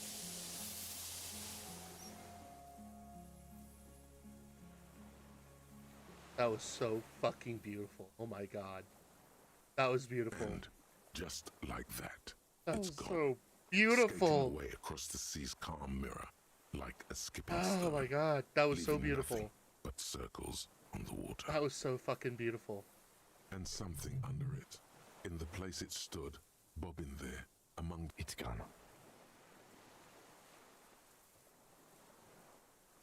It can walk on water. Apparently, yes. Like a water strider. Only... I've never seen anything like that in my life. Also, what's in the reeds? Looks like a nest of some sort. We should have a look. What now? in some kind of... Our suspect is not looking so good. We need to... Oh, yeah, sure, of course. Let's check in on him. What is it? What do you want from me? Something is very wrong with him now. Sir, how can you not see the plasmid? Mr. Doros? The man does not respond. He keeps staring, black eyes glint with fear, like an addict of some terrible sun. A light shiver passes him. He's going into some kind of psychomotor immobility. The good news is, this solves our transportation problem. The trembling mouth. Between this and the broken tire he's used for a boat, I think it's safe to leave him here, while we go and get help. It will need to be old age and shock. Yes, the arrest and the appearance of the phasmid, the combined strength. There's much, quite a few things about that health check you did on him make sense now. That could be part of the shock. No response. Then how did we see it? Oh, you mean, whatever does this, does it over time? Mm-hmm. The doctors will have to look at this. I hope your station has better medical personnel than... He was energetic and articulate. After, it does not seem to be any... I mean, why not? It's like a drug? His pupils appear to be dilated. They still are. Told you? Yes, good. During your... It did seem... I have absolutely forgot. We should think about getting back to the mainland. Alright. Let's get back to the mainland. Return. Level up our... Yeah, why not? And then...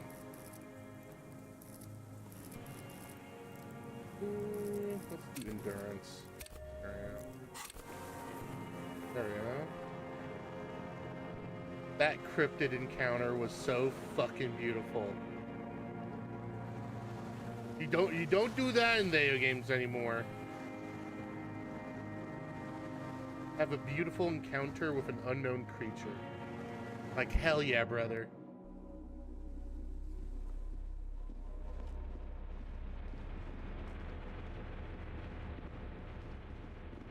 Actually, did I The sleep greasy on this? old spring match. The bed is quite in. You face the concrete wall. There's less light there.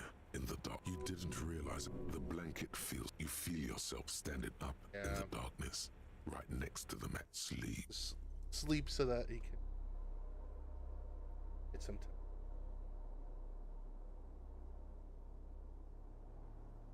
Alright, you gonna stand up now? Huh? Go outside onto the...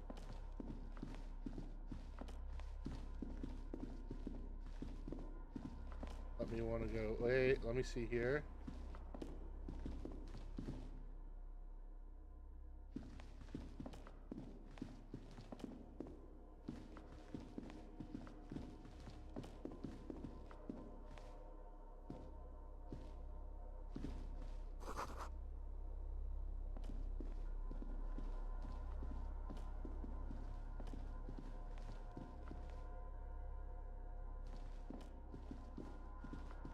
Gotta go down. Go that way, okay. This must be some dream sequence or something. Well, let's do the dream sequence quick and then... solve this murder once in a...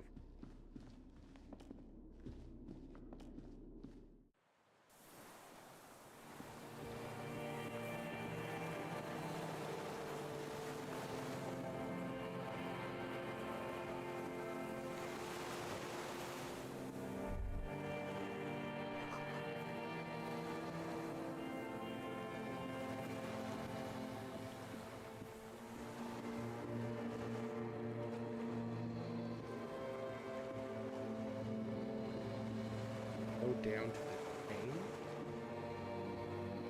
What fucking chain?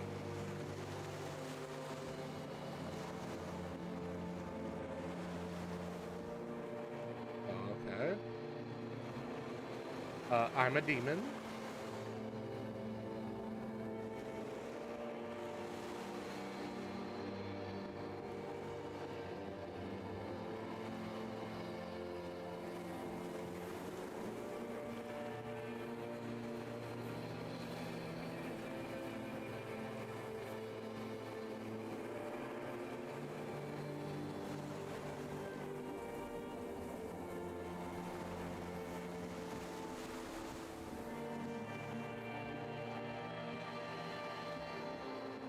Oh, this chain.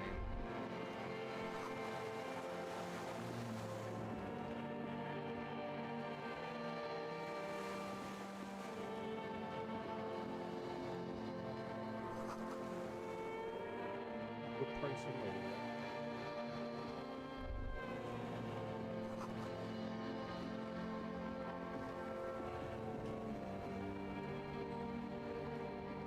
Dolores Day. The innocence of humanism, internationalism, and the welfare state turns around. Okay, you may not be able. Hey. I mean, hey to you too. I'm doing really good, actually. Both professionally and romantically. Oh. I've come to a fulfilling and peaceful period in my life. Well, how are you doing, Harry? Wow, see? And you, I told you. Exactly. This is everything I always... I'm going to Morova. Just my scepter. Oh, this is just... She looks at silence. Her nut... Anyway. No, Harry. It's just regular skin. She does not answer silence. No, Harry. No. We don't have anything to talk about anymore. It's all gone. Oh, God. Whatever you do, don't try to kiss her yet. Not after that. You're still reeling. You'll fall over if you try it now. No, I'm gonna go for it. Because I have that much riz. Whoa! With your feet trembling from the steps you took, tepid and fearful, you stand against her, her body close to you, radiating warmth. She is not kissing you back.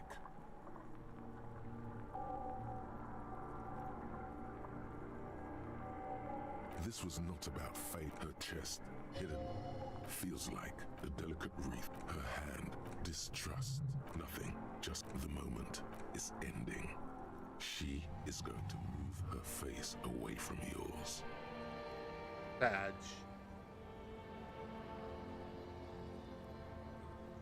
I'm sorry that I kissed you now. Trying hard not to look. Brother, you should put me in front of a firing squad. No, Harry.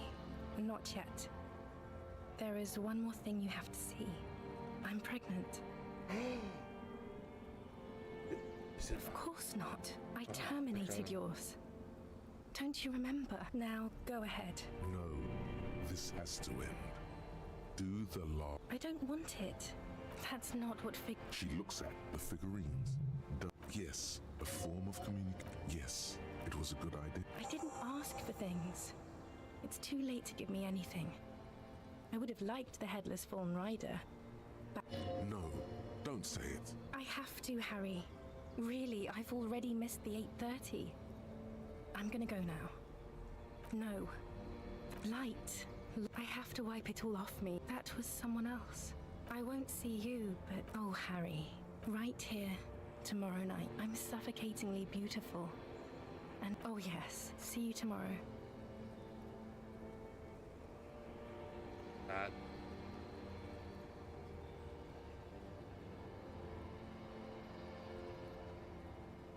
I think this Doris Day character is a metaphor for something. Like a wife that Harry knew, but she kind of see her as like this goddess.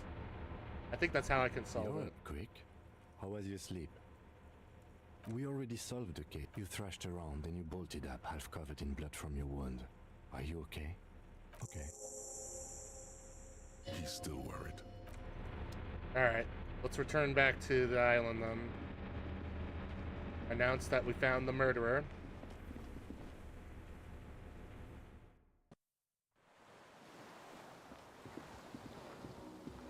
Oh, is there a, can we fast travel maybe?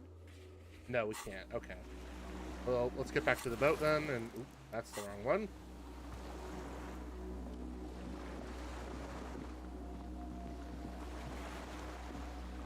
The skiff is swaying on. Let's. We are done here. The skiff rocks, but for the sound of conversation on the water, you reach the jetty and climb out of the skiff.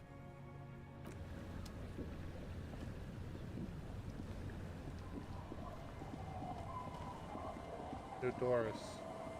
Look what the tide brought him. Harry, you're bleeding all over the place. You're half dead. Forget all about it. No one seemed Bothered by it. Ah, fuck it. Hello, I'm Trent Heilerstein. I believe we've met on several occasions. I'm your goddamn partner, Jean-Vic Comar, and this is your special task force. What's left of it. Special Consultant Trent Heidelstein, Battle Officer. Hi. We've come to scrape what's left of you off the pavement. Lieutenant Kim Kitsuragi, Precinct 57. We've just come from the... We might need your help with something later. But this is clearly a departmental matter, so I'm going to leave you to discuss it among yourselves. It's good to meet you, Lieutenant Kitsuragi. Letting the lieutenant know he shouldn't feel embarrassed over the... We're not forgetting about anything. Look at you. Harry, we want to help you. Trent, I believe this is where you come in? I don't quite know what I'm doing here. I was asked to participate as an expert. I think I need to manage your expectations a little. I'm at best an enthusiast in cognitive science. My background is in something else entirely. I engage in neurology on a merely theoretical level. In fact, I should probably get going. We may need a pause here. I need to pause here just a little while. Or the pod again here. No, Trent, it's too late. You're part of this shit now. What? What have you got to say for yourself, shit kid? How did you know I was here? The cafeteria manager you fucked over told us where you went. Fucked over? I fucking deal with this guy. Oh, fuck you. Shit, kid. He didn't betray you. He just told us the direction you went in. Who's Sylvie?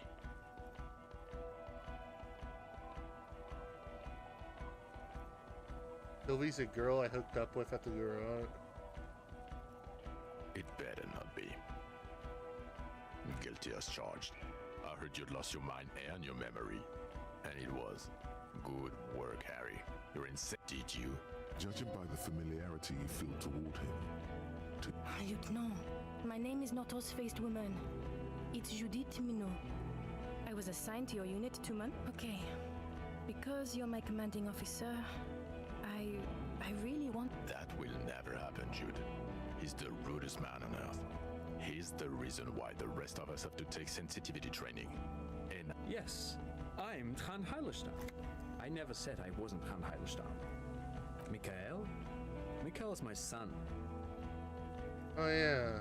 No, I was just interested in the Feld building and the Martinez beachhead. And Him being there with his son, it was not a coincidence. It's difficult to see, but he was worried about you. And also interested in the Feld building. What indeed? I was asked to share my take on some of the more obscure theories developed in Königstein in the 30s, like partial psychotraumatic amnesia, group personality theory. He's here to see if you're insane. He is smart.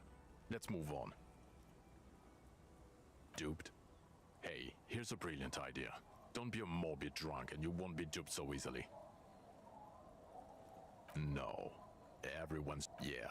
Major crimes you... Refresh your memory? I'm technically just a civilian advisor. Oh, fuck you. You're part of this shit show. Oh, that's an interesting story, actually. Guillaume Bevy is a police reporter who joined. Other people have left too. Good, smart people. People we won't get back. Only me and this really patient patrol officer are still here. And Tron. Is this Guillaume Bevy blonde and partial to sunglasses? See? There. He's getting it. I was impersonating it. He sincerely thought it was going to be amusing. Do? It's a major crimes unit. We clear the desk of cases. The 41st isn't... Where have we been? We've been fucking off as far as I remember. You told us to fuck off. You said we're cramping your style. Your detective god. Fuck everything. All we burn. Detect or die. Oh, you think it was cool saying that? None of us wanted to see the abyss. The bells aren't ringing because you have brain damage. Trant, this is where you come in. How bad is it? Well, he doesn't have visible tremors, he talks without slurring, he can drive a boat, he's standing, reasoning. All good signs, but complete retrograde amnesia. As displayed in the station call, our interactions with him, and I don't want to be a snitch, but also mine with him before when Harry did not seem to know who I was. It's all interesting? Yes, interesting. I have my theories, but I would like to hear Harry's thoughts first. Harry, what do you think happened to you? Neurologically, psychologically, and why not socioeconomically? He is. He's getting better. And I can confirm that he drank a lot of alcohol prior to it happening. I believe he drank. People do that, especially this one. What they don't do is forget their... But Detective Vigmer, he has blanked out before. Yes, a couple of times. After some of the more serious benders. One was after the two drunks case. The other when we looked into that mural. The two cases in your ledger. The unsolvable case and the next one. Those cases were hard on you. Interesting. So at first he dipped his toes into it, prepared. That's where he would have gotten the idea, yes. Practice. And then he used alcohol to get there, so to speak. What do you mean? Well, here's my theory. What if this is an absolutely normal reaction to the world we're living in? What if this is not a significant anomaly at all? Something to be explained, approached as a defect. Look at the sensory input here. Look at the ruins, the neon. Listen to the radio, the multitudes, the people. Live here for 40 years. As a police detective, he's like a magnetic reader on the world tape, to borrow a known metaphor. Harry's been pushed flat against it, hardwired to the free market. He just needed for it to end. Okay, Trent, thank you. That's absolutely meaningless. I'm glad we brought you. Oh, what the fuck? Fuck you, John! Are you this fucking stupid? I solved a fucking case! How about you move out of my fucking way, and I'll get your ass beat up like everyone else? Huh? How about that? How about that? He's not a cretin, and he is able to do work. If not in his previous leadership role, then as a line detective.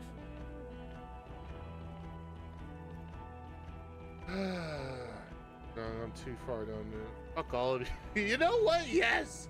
Fuck all of you. I don't want to be in your unit. Well, you know what? For now, I misphrased my question. It should have been, is he able to put his clothes on? They can keep that pension. Now nothing. Now we're just going to stand here. No, now we discuss that. What the fuck did you do to a motor carriage? Why is it there, Harry?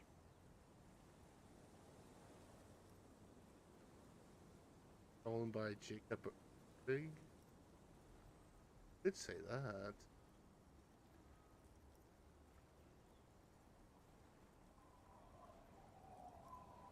Jacob Irv? I know who Jacob Irv is. I wanted to give you a chance to stop fucking me. How naive of me. It doesn't matter. Your badge, Harry. Show me your badge. The thing that tells people you're a police officer. In a rush to demonstrate your badge, Your eager fingers can't sustain a grip on the smooth plastic.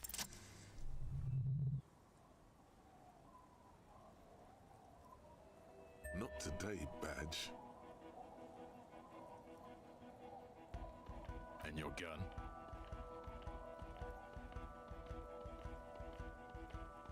I don't care if you have a new gun. I only care about your old gun. Your official sidearm. You lost it, didn't you? This is a great gun. Maybe it's not some kind of flimsy sidearm, but still. Where is the gun the RCM gave you to kill people with? Fuck you, John. I don't have it. I knew it. I told you. This isn't cause for celebration. It's... I would say it's very bad. Yes. You're drunk like an asshole, Harry. Please put the stolen firearm away before you kill someone. Well, you let the suspect escape. Glacia something. Because you were too drunk to assess. We've read the reports. Lieutenant Kitsuhagi's. We know.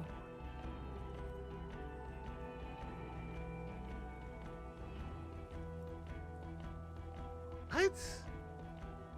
I was like fighting somebody.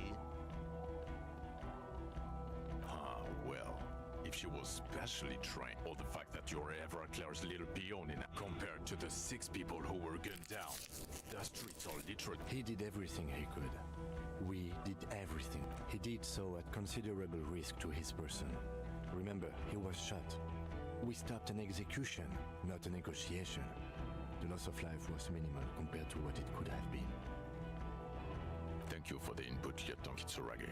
I didn't mean to suggest you didn't handle the situation. You've spent the week with him on this case. On Lieutenant Yofret. Well, the drinking, the lost gun, also losing his badge, that's all true. And his... The man sighs. Then there's the superstardom. He likes to, from time to time, allude to being a superstar law official. Oh my I god. thought it was a joke, but now I'm not so sure. He says disco about 20 times. Disco! Disco! It's odd, especially in light of his political views. Detective Dubois is, as you may know, a hustler. He grinds. He makes the real. He's a visionary and a money engineer, which is just... Other still, he is also a Mazovian socio-economist who believes in liquidating the ruling class. How he reconciles these 2 points. And then there's the motor carriage in the sea, something I was not present for. But despite all this, he is a great detective, one of the best. He can talk human beings into telling him everything, and he doesn't stop. In all the time I've spent with him, he has not once stopped pursuing leads, however far-fetched and tangential. He is tired, and he solved it, near perfectly. In 1 week we have a confession, a murder weapon, and the perpetrator.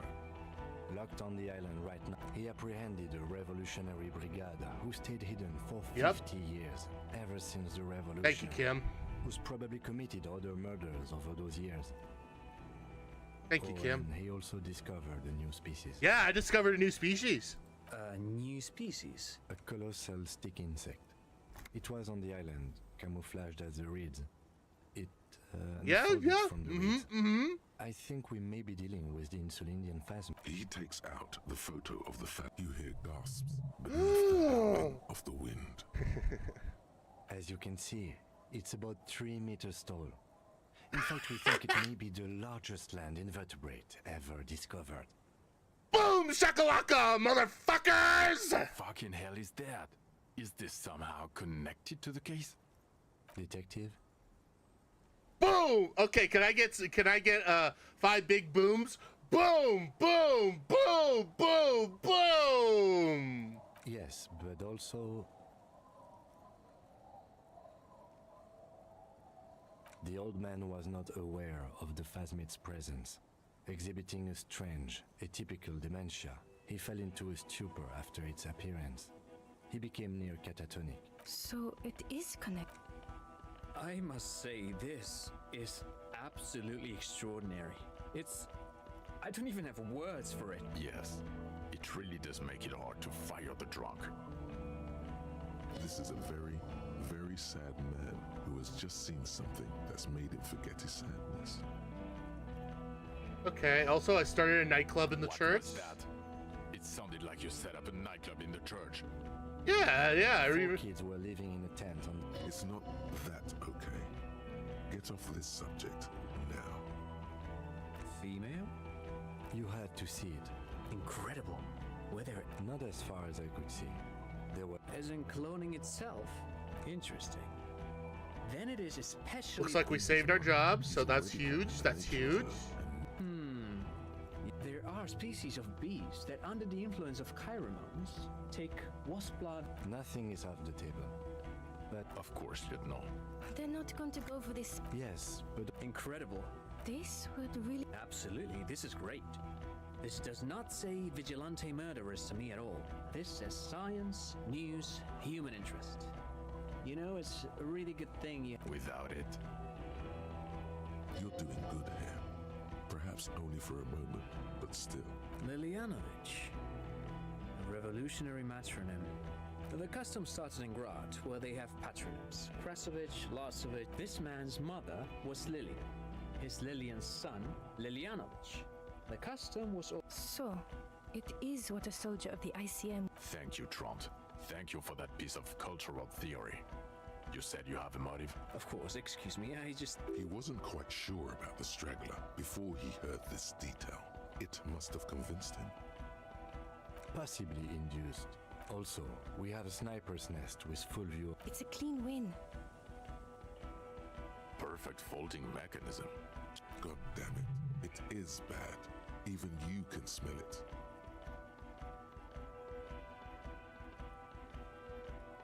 This is a conversation for when we are no longer out in the... And eyes, too. Understood.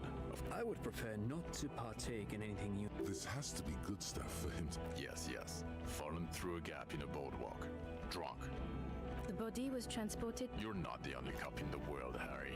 This... Still, good work with the missing person. I don't know what a Doom commercial is. Why? That's not... There was a possible witness in there, and it was close to the... Of course. Dodged the bullet there.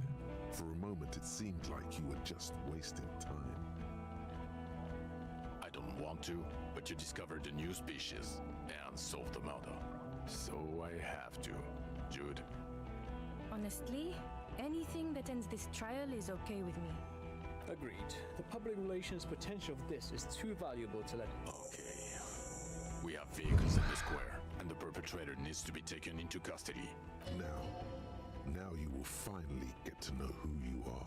Wait, I have a few questions The before. man looks westward, jingling his car keys in his pocket. Who are you?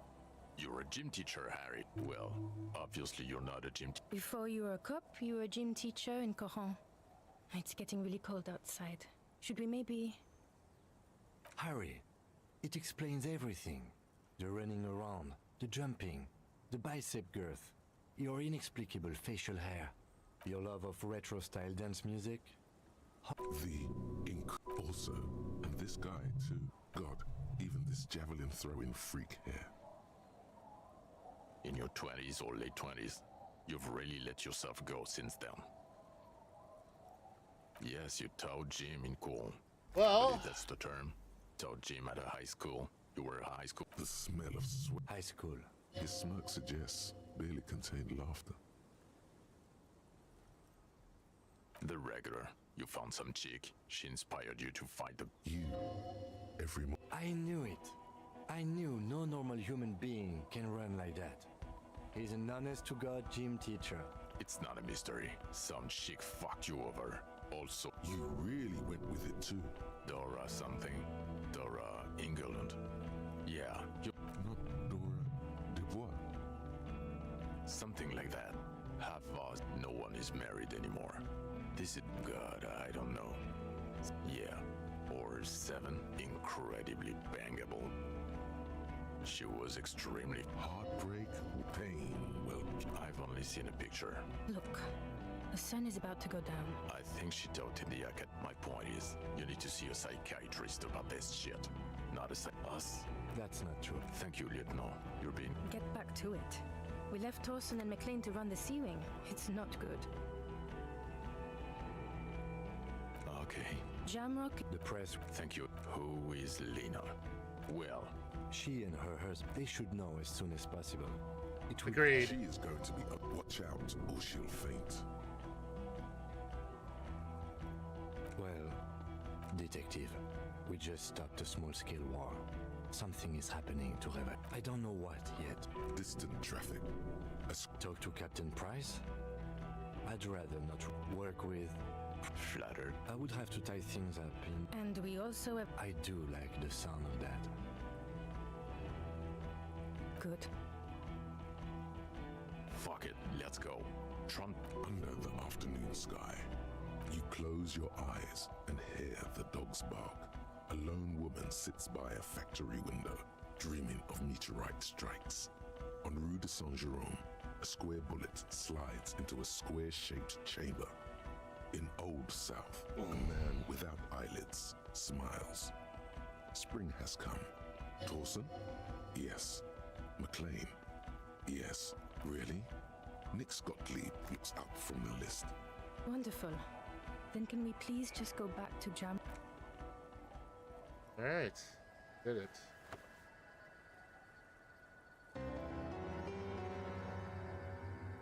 So that's it, huh? Uh-oh.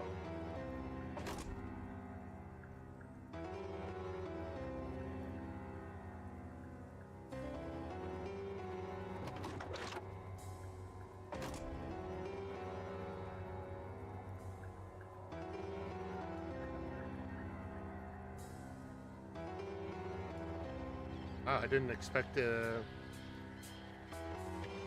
finish the game. Don't tell me this is the ending.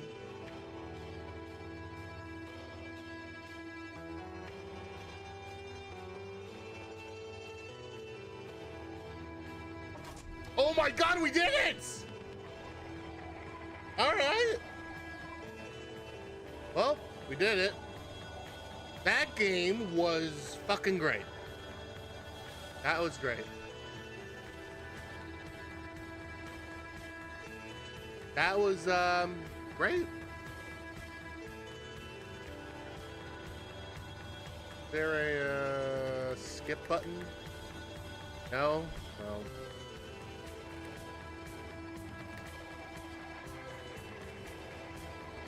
Guess not. I'm gonna run to the restroom real quick and I'll be right back.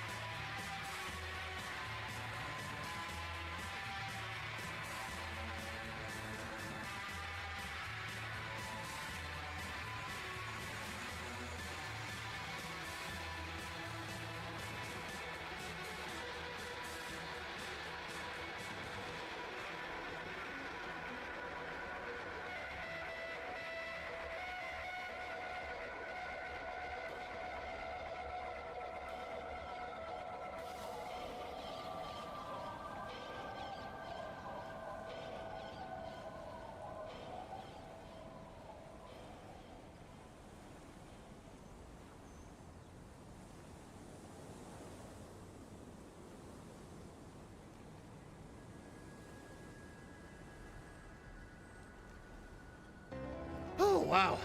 Can't believe we finished it. So, want to watch that video? You guys want to watch that video?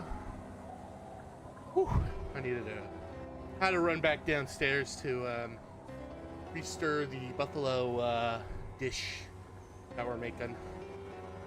Had to restir it.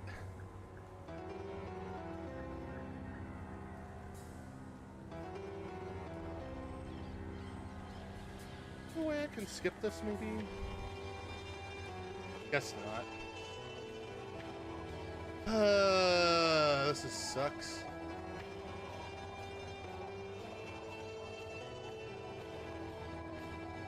I don't know how this is gonna end, though. Can I please skip this, please?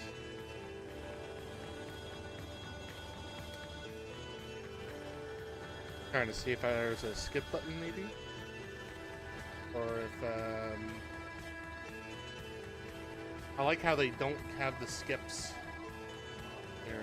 That's great.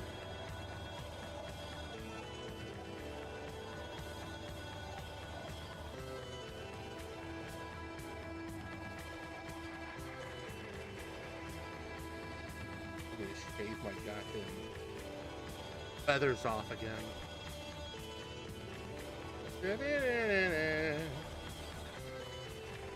Oh, localization testers,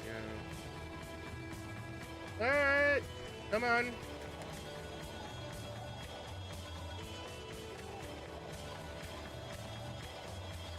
God damn it. Can I skip this, please?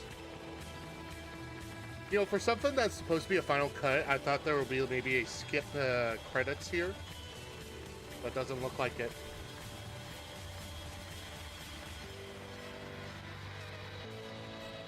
But I can't believe we did it, though. Solved the case.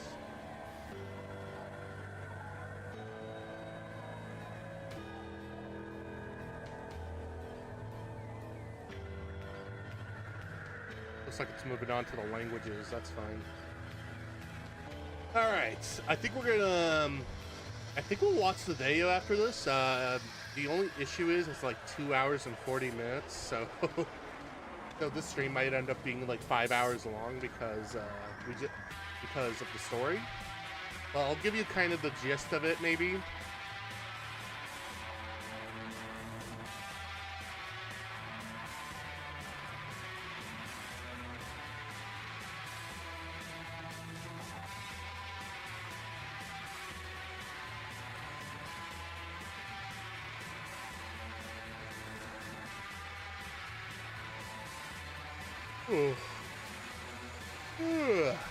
Sorry. These credits are, these credits are long, man. Oh, I see that they misplaced the name right there. Oh, this must be the newest update. They added a Turkish language to it.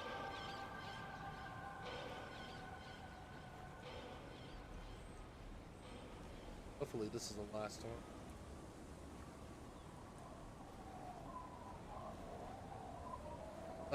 Goddamn.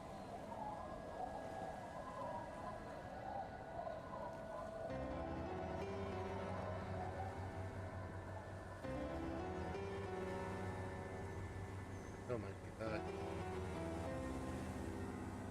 Come on, can you please end this, please? Aranova. That's a nice last name right there.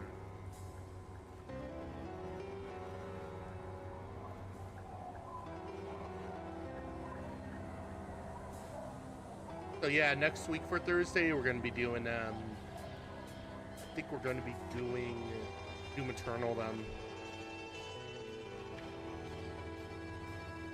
Do we finish this before April? And I do want to do Doom, the next game, the next Doom Eternal game. Get that out of the way. Disco Elysium is now officially done.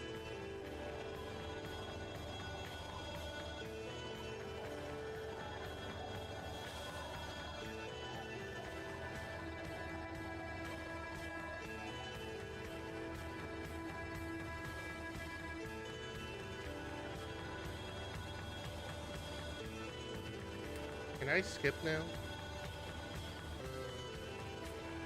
Doesn't do anything. Shit. God damn.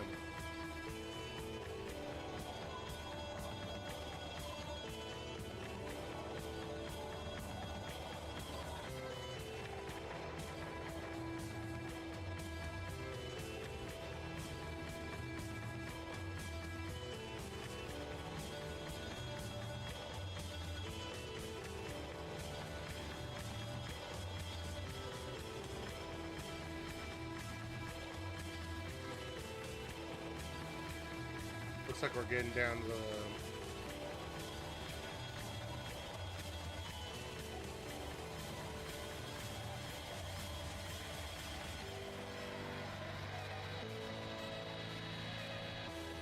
Oh, god damn it.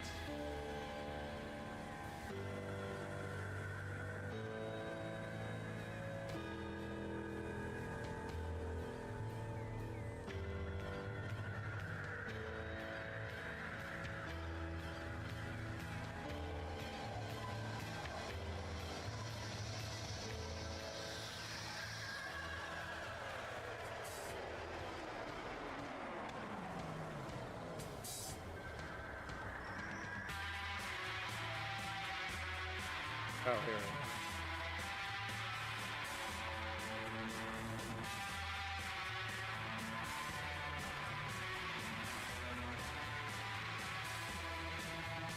Larian Studios? I know Larian Studios.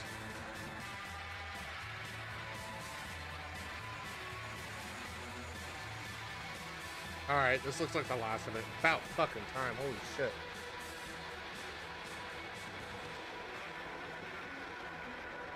You didn't hear that. Mankind be vigilant. Finally, ends of that credits.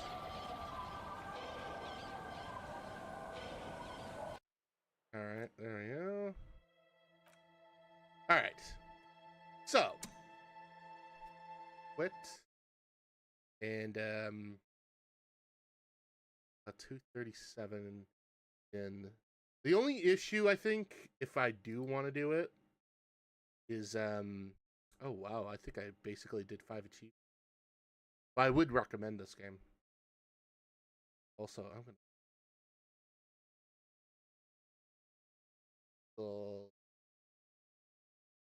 Oh. I'll put it in the... I'll put this into the, add to done for now, which means I'll come back to it. Yeah. Alright. With that out of the way, you might be thinking to yourself. You might be thinking to yourself here, chat.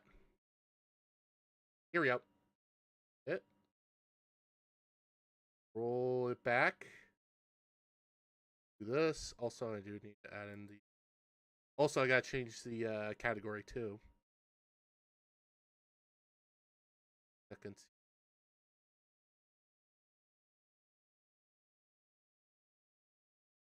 Okay, here we go. That, and over here, we're gonna change it to edit stream, go to just chatting. There. So, you might be asking yourself, will there be a sequel to this game? Sadly, the answer is no. And I'm about to show you why. That there is going to be no sequel. And it all involves an investigation right now. I'll let the intro and chapter 1 kind of just tell it all. I've gone to Tallinn in Estonia to find out what on earth has been happening with Disco Elysium. In about an hour's time, I'll be heading into that building just behind me over there to sit in a courtroom and watch Robert Kurwitz, the game's lead writer, sue the very company he helped found in this city after since being ousted by the other shareholders. This story is messy. Disco Elysium, for those that don't know it, absolutely startled the games industry when it released in 2019. This booze so stoked avant-garde wonder that would go on to sell millions of copies, win a bucket load of awards, inspire a globe-spanning fandom, and even its own line of clothing. And yet, not long after the developers performed a well-deserved victory lap in the form of Disco Elysium: The Final Cut, everything seemed to come crashing down around them. The accusations surrounding this game's studio are, in a word, enormous, with its future, and indeed the future of Disco Elysium, very much at risk. And because of that, because the stakes are so high, we've thrown absolutely everything we can at our reporting in order to make sense of it all. We'll take you with us to 4 different cities in 3 different countries across 2 separate continents, as for a start, we confront Zaum's CEO over accusations that he's stolen Elysium from those who first dreamed it into existence. That's an interview with some difficult questions in it, especially when it comes to the topic of a hidden business partner previously convicted of major investment fraud. Now, some of you will have heard bits of this already, and for those who haven't, we'll catch you up as well, don't worry. But in short, there's a compelling narrative here that the original creators of Disco Elysium may have had both their studio and their life's work pulled out from under them by crooked businessmen hungry for profit. That's an infuriating prospect, and it's led many within the game's community to feel it's now their responsibility to fight back against the forces of capitalism on behalf of Kurvitz and the others who've been fired. We saw this most recently in the very negative response to a recent disco patch which introduced a new collage mode to the game, for example. But is it all as straightforward as that? Because here's a complication we'll also need to explore. I've now spoken to 16 Zaum employees, past and present, some of whom have been there since the very beginning and whose contributions to Disco Elysium have been immense, and a significant number of them have described Kurvitz in particular as having been a damaging presence within the studio, who was fired not because of some great conspiracy among Zaum's other shareholders, but because his behaviour left the company no other choice. It's our job to talk about that as well, and eventually take those allegations to Robert Kurvitz and the others who've been fired alongside him. Now, I know it's tempting to try and understand this story purely in terms of heroes and villains. Of course it is, but from my perspective at least, there's maybe more to it than just that, which is perhaps fitting given that we're talking about Disco Elysium after all, whose characters are layered and almost always flawed and rarely just one immovable thing. So let's begin with the accusations that have already been made publicly by both sides. That's a good starting point before we then head into court. In October of 2022, Martin Leuger, a longtime friend of Robert Kurvitz and a former Zaum employee, published this post on Medium with the title, "The Dissolution of the Zaum Cultural Association." We'll get into what that's referring to later on in the video, but for now, here's the handful of words that would lead to things escalating very, very quickly. While referring to Zaum, as in the company, Martin writes, "I would note that neither Kurvitz, Hindper, nor Rostov are working there since the end of last year, and their leaving the company was involuntary."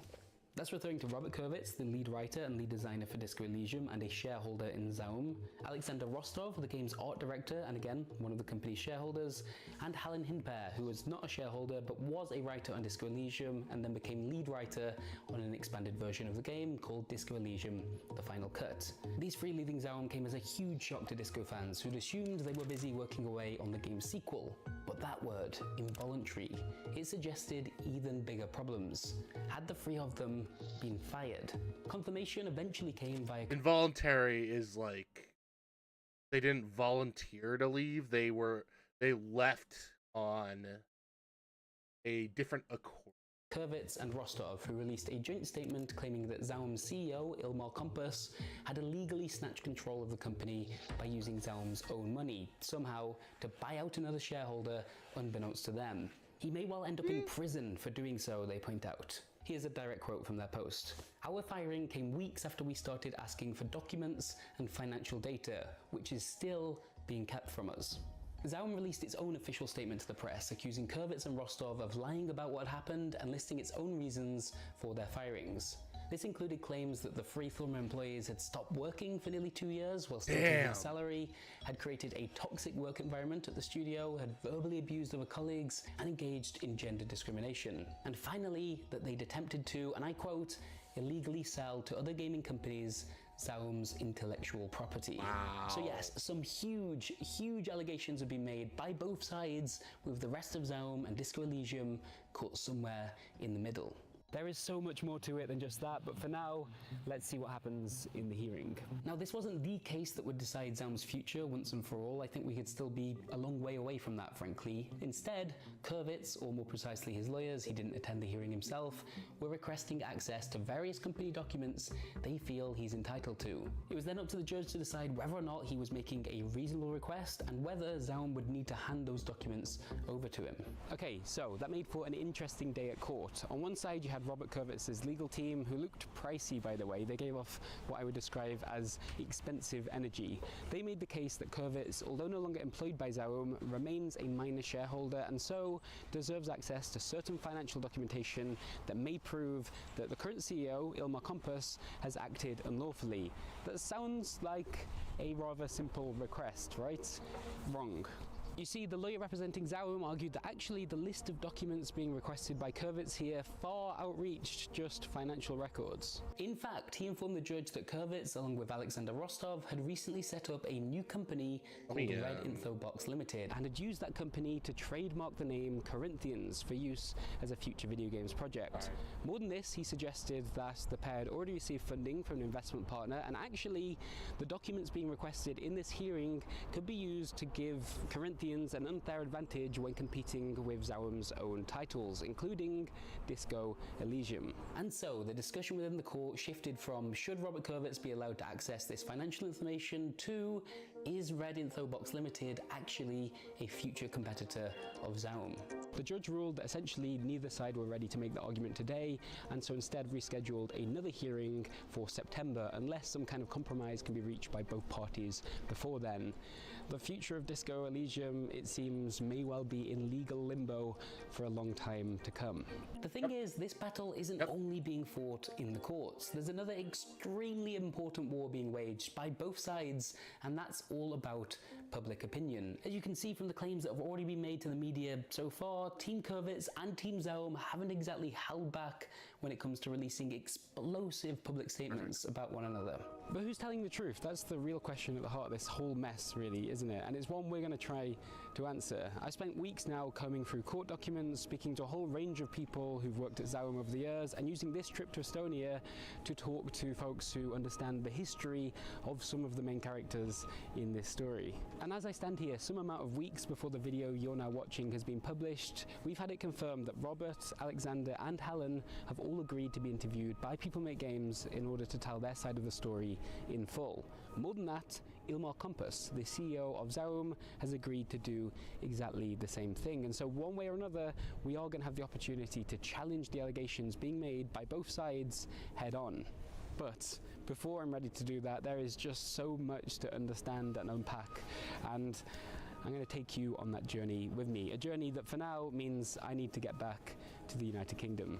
Let's begin with the most obvious questions. Has Zaum truly been stolen as Kurvitz and Rostov have alleged? Who is Ilmar Kompas, and did he really use the company's own funds to take it over for himself? It's time to follow the money.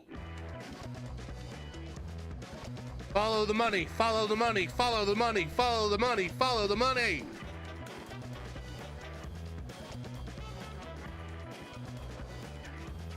Love the red sweater though. Banger red orange sweater, not red sweater. I want to start by talking about this. While I was in Estonia's capital, I spoke to a journalist who's been writing about some of the business people involved in this story since long before they ever touched Disco Elysium. In fact, he drew me this diagram to show how, in some cases, these people have known each other for many, many years. And the thing he wanted to stress is that Estonia is small. It's a country with a population of 1.3 million people. Everybody knows everybody else. And as if to prove that point, one of the media moguls on this list literally walked into the hotel bar where we were talking as he finished drawing it. So with that interconnectedness in mind, let me tell you about the people who currently own or who have owned over the years Zaum, the studio behind Disco Elysium. Now you've heard a few of their names already, so let's start with those. Robert Kurvitz and Alexander Rostov. These two have been friends since a young age, having first met in the mid-2000s when Rostov was about 17 and Kurvitz was just turning 20. At the time, Robert was part of a group that called itself the Overcoats, a collection of self-described anarchists of some sort, consisting mostly... Here in the United States, if you call yourself the Overcoats, they would associate you with being a mass shooter. of young Estonian men who dropped out of high school and whose motto went like this: "Today we drink tea, tomorrow we rule the world." Kurvitz and the earliest members of the Overcoats have been thinking about the world of Elysium for years, piecing it together brick by brick through these massive tabletop role-playing games that he'd run for other members of the group. Around 2009, Kurvitz, Rostov, and other members of the Overcoats launched a new project, the Zaum Cultural Association. It became home to a small group of Estonian writers and artists who would publish their work together on a shared blog. Halin Hinper was one of a handful of new recruits to the movement back then, just 14 at the time. It was around this time that Kurvitz started work on a novel set within the world of Elysium titled Sacred and Terrible Air. This took about 5 years to complete, with Rostov's artwork eventually being used to accompany his words. The pair were then able to publish this collaboration with the help of another recent addition to the Cultural Association, an Estonian entrepreneur, novelist himself, and also, oh god, just national figure of controversy, Kaur Kender. Having just visited Estonia, I'd say more of the people I spoke to while I was there were familiar with Kaur Kender's name than they were with Robert Kurvitz, and not because of disco, although, as you'll hear, he was an instrumental part of that game being created. No, the main reason he's such a recognisable name in Estonia is because of a short novel he wrote in 2014 called Untitled 12, in which there are multiple scenes of extremely graphic sexual violence towards women, but also children, with the novel's protagonist being the one committing that violence. Although Kender describes his work as transgressive and that it was meant to paint a grotesque, satirical picture of Estonian society, the Estonian state disagreed and would end up charging him with what it described as the production of child pornography. This led to a heated national debate on freedom of speech within Estonia, with other writers, academics, and politicians weighing in on whether these charges may set a dangerous precedent, even if they personally felt disturbed by the work. Damn, he's wearing a Detroit Red Wings hat right there. Is he a fan of like is he a fan of the hockey team, or is he just wearing that because of the logo? Because last time I checked, the Detroit Red Wings are going after infamous individuals that use this logo for hate, and they're like suing them for copyright infringement, which is what they should do, by the way. Kender was eventually acquitted, with the judge ruling because it is a trademarked logo, but literary in nature. Cool. Glad I needed to talk about that. Anyway, back to Disco Elysium, thankfully. Kender had been able to fund... I'm not like insisting that this individual is. It's just a little fun fact, that's all. It's his novel, Sacred and Terrible Air, which would go on to sell about 1,000 to 1,500 copies within Estonia. To quote Kurvitz himself, the novel didn't make a dent in the international culture market. Undeterred, it was Kender who would later suggest Elysium could be the setting for a video game instead. Kurvitz and Rostov were immediately on board, and it was now up to Kender to go out and find the necessary investors to fund its development. In late 2015, the video game studio Fortress Occident was born. If you play Disco yourself, you'll know it includes a not-so-subtle reference to Zaum's original name in the form of Fortress Accident, whose overly ambitious, ultimately disastrous project you can stumble upon in the doomed commercial area. Anyway, the real-life Fortress Occident was set up to create Disco Elysium, or as it was called back then, No Truce with the Furies, and although Kurvitz and Rostov were board members and promised ownership later down the line, back then the whole company was only owned by the investors themselves. One of those investors was Kaur Kender, who's said to have raised some of the required funds by selling a Ferrari he owned that had previously belonged to Dolph Lundgren. Oh, I didn't know that. The vast majority of the investment came from one of Estonia's most successful capitalists, a man named Margus Linnamäe. He's one of the richest men in the country, having first made an enormous amount of money through pharmaceuticals before going on to gobble up a media empire, as you do, that spans not just Estonia but the other Baltic states as well. And it was one of his companies which took an 83% stake in Fortress Occident to begin with the rest going to Kender. By the following year, Fortress Occident had been renamed to Zaum, referencing the fact that so many of the original members of the Cultural Association had now come on board to join the team as employees. But I've also heard that people weren't wild about Fortress Occident because, well, it might have sounded a bit fascist.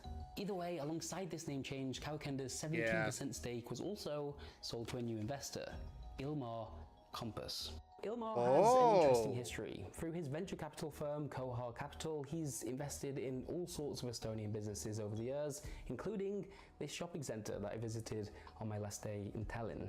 That wasn't the interesting bit, I was just trying to show off that I'd done my homework. No, what's interesting is that although today he's the sole owner of Kohar Capital, that wasn't always the case. He used to run it together with a business partner, a man called Dennis Harvel. Are you ready for another scandal? Because oh boy, we've got plenty to get through. Dennis Harvel, voted the country's most stylish man in 2002, was a key player in what's now referred to as the Baku affair. In 2014, Harvel and 3 other men were convicted of investment fraud, having convinced a group of wealthy Estonian investors to pile millions of euros into a project that was meant to see them purchasing a large plot of land in Baku, the capital of Azerbaijan, which was then meant to be developed and sold for a massive profit. Unfortunately for the investors, this didn't happen. In fact, according to the Estonian courts, Harvel and the others misled them from the start, used the funds for purposes not laid out in any investment plan, and ultimately the whole thing went up in flames, with the investors out of pocket. Initially, the courts ruled that Harvel and his associates should spend time behind bars. This was successfully appealed the following year. However, what was not overturned was the fact that they would still need to pay back somewhere around 7 million euros to the people they defrauded. And here's the obvious next question: did Dennis Harvel pay back those people? I'm just going to jump in here a few days before the release of the video and say that we have now contacted Dennis Harvel about his role in the Baku scandal and asked him if he'd like to provide a comment on it, as well as asking whether or not the original investors have been repaid. Here's what he had to say. The Baku investment is a very complicated story. The vast majority of the Estonian print media is owned by one of the investors, so that had an impact on how the story was reported. I was not involved in the money transfers and did not pocket any proceeds from the transactions. All of my accounts, home, workplaces, etc. were thoroughly searched and analysed by the police and the Financial Regulation Authority. Since the civil claim of 11 million euros was sentenced to be paid jointly by several persons, I have no way to know how much other sentenced persons have paid them, but I do know that they got all my assets. As a British person, it pains me to discuss the European Union. It's like talking about an ex who I've still got a lot of really strong feelings for, but I'll try my best. You see, because the European Union allows its residents to move somewhat freely across its borders, it has, over the years, sometimes run afoul of a problem called bankruptcy tourism, in which people facing severe financial difficulties move to another country to declare bankruptcy there instead, and then escape the debts they may have left back home. According to the Estonian newspaper ASCII Express, Dennis Harvel became a Latvian resident following this scandal, beginning bankruptcy proceedings there rather than in Estonia. But what about his assets back home? Surely they were paid off to pay back his investors, right? Well, let's take a look at his stake in Kohar Capital as an example. He'd previously owned a 50% share in the company. In fact, the KO stands for Compass and the HA stands for Harvel. It was an equal split. Well, in 2010, shortly after the Baku investment had imploded, but before any court rulings had been made, Harvel exited this valuable company of his, leaving Compass as the sole owner. But actually, it's a little more suspect than just that.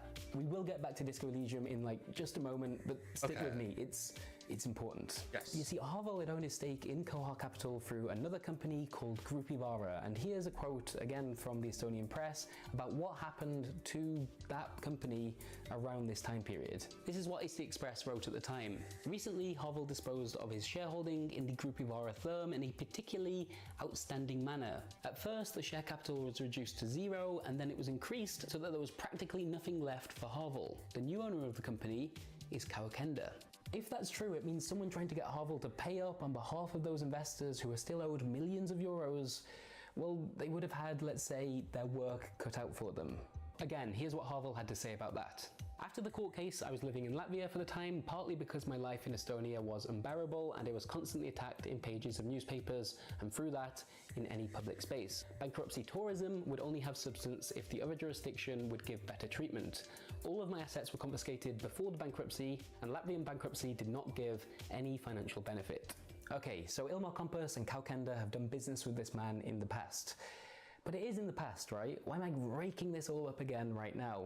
Well, for a start, when Compass bought into Zaum, he also brought Harvel along as an employee. In fact, he would go on, Dennis Harvel, to be the executive producer for Disco Elysium. That's a little weird, sure, but you know, who hasn't misplaced around 10 million euros in Azerbaijan over the years? And it's not like Harvel is anything else other than just an employee. right? It's not like there's anything else going on here, is there? We'll get back to that in just a second. Okay, so where were we? All right, yes, it's 2016, and this is what the ownership of Zaum Studio looks like.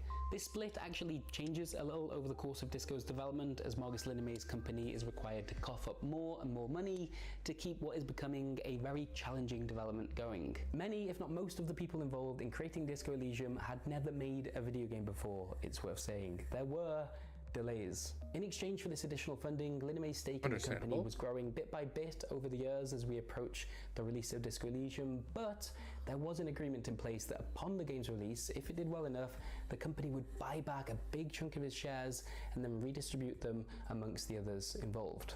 Here's what that looked like when it eventually happened in 2020. Ilmar Compass gets a bump up to 22%, Kervitz, Rostov and Kender all get a 10% stake, and very importantly, Margus Linname no longer owns more than 50% of the company. This means that no one person controls Zaum. Even Margus could be outvoted on company decisions if all the other shareholders teamed up against him. Meanwhile, during Disco's development, some parts of the Zaum team had started to steadily move over to the UK, with Kervitz and Hinpair setting up in Brighton.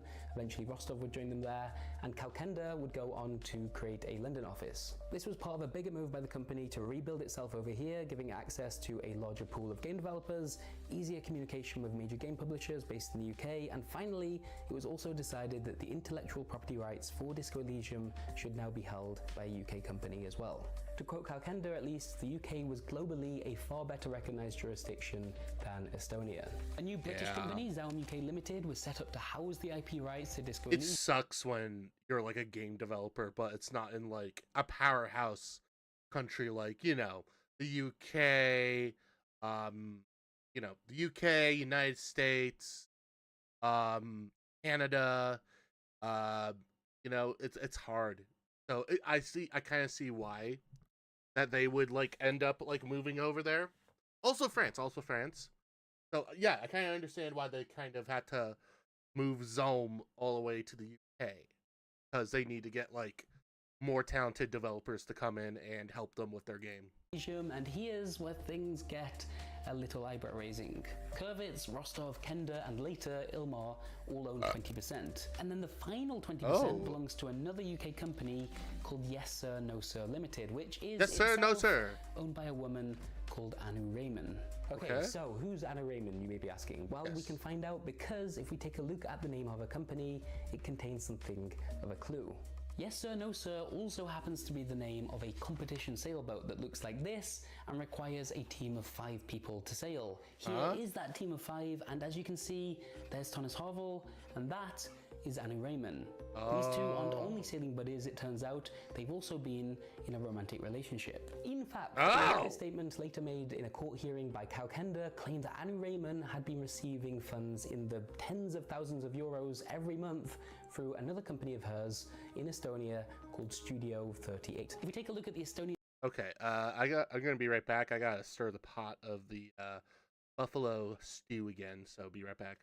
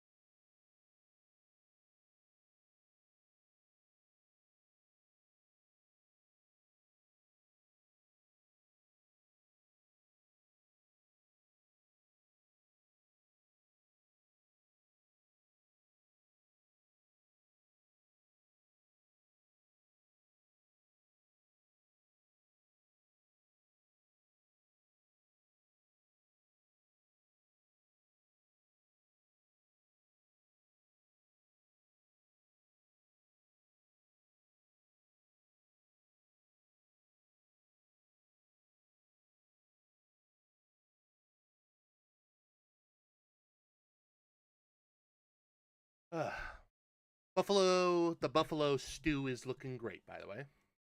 In business registry, it shows Studio 38 has declared revenues of around 500,000 euros in 2021, with the suggestion that this may have almost doubled by 2022. And honestly, Kenda just comes out and says it out loud in this statement of his. He claims that the reason these tens of thousands of euros are being given to Annie Raymond each month is a way of disguising Thomas Harvel's real income and ensuring he doesn't need to pay back those debts of his in Estonia. Now, I'm not saying that Thomas Harvel or Annie Raymond have necessarily broken the law here, but I think it does raise some very important questions. For a start, did the other shareholders know about this arrangement and did they sign off on it? And I guess but if you give your money to someone to invest in I would, like, if I ever started, like, if like the Kaiser 3 channel gets huge and there's like a fucking other individual that wants to invest, but they have to do it through a different person, I would be fucking sussy as fuck as well. I would have been sus about that, you know? Because then I would be kicking them out. Azerbaijan, and then that investment disappears into because I don't want to get in trouble with the law, you know? That person needs to pay. I don't want to pay heavy fines. You would hope that, I don't know, maybe that would happen instead of whatever accounting acrobatics we're talking about here. Anyway, God, back to Zaum UK Limited, this company that had been created to house the Disco Elysium IP. Again, by 2021, it was made up of the following shareholders, and some of you will have already noticed a peculiar absence. Where's Margus Linnamay in all this? He was Zaum's single biggest investor. Why isn't he getting a slice? Okay, here we are at last. This is what so much of this scandal comes down to. What happened to Margus Linnamäe? Go back to the Estonian Zaum studio, which acts as a parent company for much of what's happening over here in the UK. You'll remember that after Disco's release, the shares were redistributed, and Linnamäe now owned just under half of Zaum as a result. It's not in his name technically, but rather an investment company of his called MM Group. And it turns out in mid-2021, Linnamäe was ready to sell. And so sell he did to Ilmar Compass, bringing Ilmar's stake in the company up to 69%, which ding ding ding crosses that important 50% mark, making him the majority shareholder of Zaum as a result. Now I need to flag up here that both Robert Kurvitz and Alexander Rostov claim to have only found out about this sale after it had happened, although Ilmar Compass disputes this. According to Kurvitz and Rostov, they never signed off on this transaction, which, if true, is particularly troubling because of the bizarre way in which the transaction actually happened. Yeah, so that's a weird transaction. To sell his stake to Ilmar Compass for 4.5 million euros, with a first payment of 1.5 million being expected right away, and then the remaining 3 million coming by the end of the year. Okay, so Kenda would later go on to try and sue Ilmar Compass for what I'm about to describe to you in what he called the embezzlement of company funds. But very, very importantly, Kenda dropped that lawsuit in the end and described it as misguided. But I think it's a good kind of starting point for us. Here's what he said happened in that lawsuit. According to Kenda, in order to make that first payment of 1.5 million, Ilmar Compass used 300,000 euros of his own funds and then took a loan of 1.2 million euros from another of Zaum's British companies, Disco Elysium UK Limited, to make up the rest. Kenda knew this because he was the director of that company at the time and signed off on the loan, he claims. This was then followed by another transaction later in the year that on the face of it seems absolutely wild. Kenda claims that Compass purchased the rights to another video games project belonging to Zaum for £1 This took the form of a text document and a few pages of pencil drawings, allegedly. But here's the crazy part. Kenda stated that Compass then went on to sell that same IP back to the company for 4.8 million euros. So to be clear, in that lawsuit, he was saying that Ilmar Compass bought something from the company for £1 and then sold it back to the same company for nearly 5 million euros. Again, Kenda did drop this lawsuit in the end, so let's not get carried away, but you can absolutely bet that we'll be asking Compass all about this when we meet him for ourselves. Kenda went on to say that this money was then used to pay Group the remaining €3 million to complete the deal, as well as repay the loan made by Disco Elysium Limited, and then presumably repay the €300,000 that Ilmar himself had put into the pot. Now, if those transactions are real, if something along those lines did actually happen, I think there's a variety of scenarios we need to consider. For example, scenario number 1, Kurvitz and Rostov claim to have not heard about this transaction until after it was completed. They said they never gave their consent. But was their consent actually needed? Presumably that's going to be down to the courts to decide, and will depend on, for a start, the exact wording of their shareholders' agreements, but also whether or not it's found that any laws were broken. Alternatively, I do think we also need to consider another possible scenario in which all of the shareholders had agreed that these transactions should happen, that the buyout should go ahead, but that there's some kind of incentive that Ilmar Compass must have offered that is currently missing from this story. One possible explanation comes again from Kalkender in an entirely different court case, this time where he's defending Zaum from Robert Kurvitz and Alexander Rostov. Can I just say here quickly that Kauer's role in this story, from an outside perspective at least, is one of pure chaos. At different points across this timeline, he's been on very different sides of the argument and making statements that, well, conflict with each other fairly directly. Unfortunately, we haven't been able to talk to him ourselves, as shortly after his case against Ilmar Compass was dismissed, he then sold his stake in Zaum to Ilmar Compass, and presumably agreed to never talk about any of this ever again. Anyway, before that happened, he told the courts that Margus Linnaeus had one other condition before he'd agreed to sell his stake in Zaum, because he'd originally expected this to be a studio that would make maybe 3 games over a 10-year period set in the Elysium world. According to Kender, for Linnaeus to agree to walk away from this, he wanted to keep a stake specifically in Disco Elysium's sequel, the next game from Zaum. And so another company was formed, again in the UK, called New Elysium Limited. This would hold the rights to the Disco Elysium sequel specifically, and Linnaeus was given 10% of its shares. The rest were then split like this, with Compass receiving 5% and the remaining 85% being held by Zaum UK Limited, which at the time Ilmar didn't have a stake in. That might all sound a bit confusing, but it basically means that Kurvitz, Rostov, Kender and Thomas Hovel's partner, Anu Raymond, would all end up owning about 20% of the rights to Disco Elysium 2, with a much smaller slice belonging to Linnaeus and an even smaller slice than that going to Compass.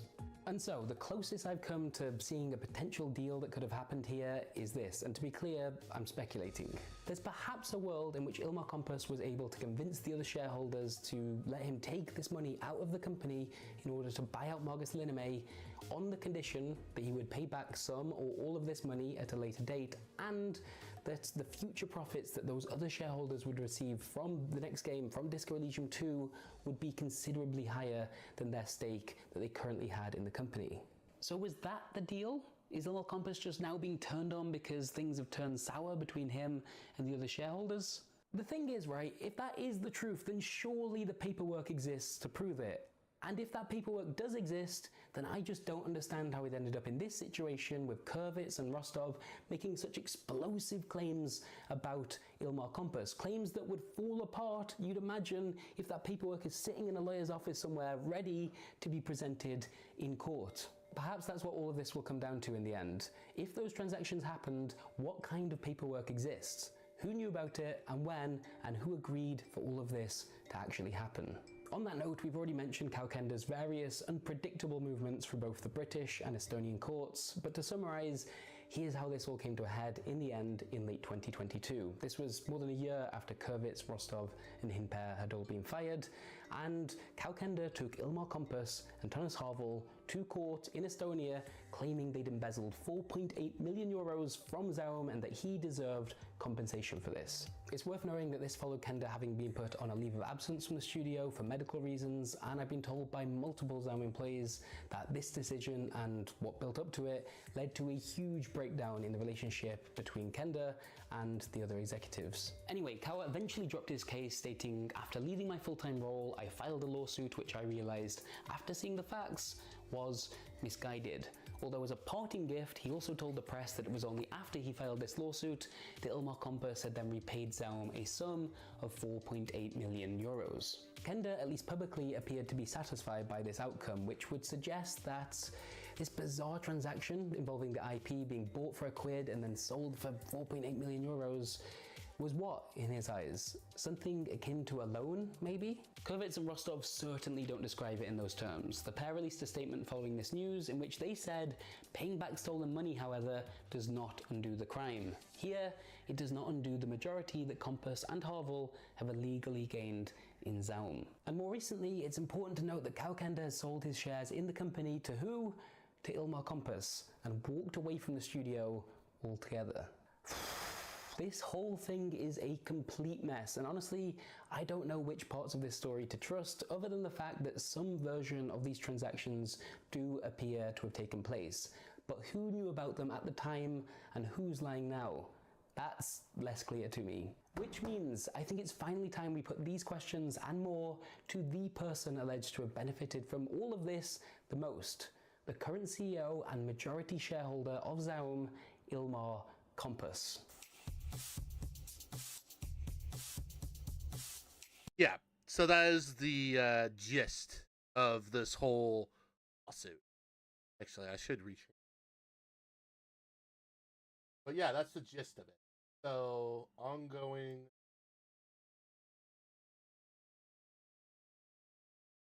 I have to retype that. What's the deep title one last time? So, to recap, essentially several years ago, there were two friends that came together. They were into... it's very evident based on the look of these guys. Like, right here. That they're really into, like, hardcore punk. Because you would wear something like this. And they decided to say, fuck it, let's make a video game. But the only people that they can bring in is these guys. However, one of them is a sussy baka who would end up basically get into a massive financial affair. Then they had to move Zaum all the way to UK. However, for some weird reason, this guy would end up leaving and selling it to Ilmar here. Then, out of nowhere, Xander would end up leaving the company after a bizarre lawsuit because... about 20% of the rights. Because he sold his shares, and now... here we are.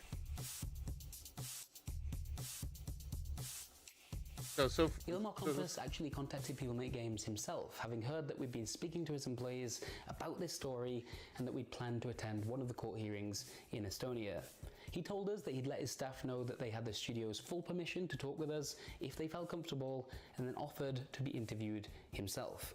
And if you'd like to watch this interview in full, by the way, you'll find it linked in the video description. There's a significant portion of the Disco Elysium community that believes you've stolen Zaum from the other shareholders. I'm not saying it's a fair statement or an unfair statement, just that narrative has taken hold.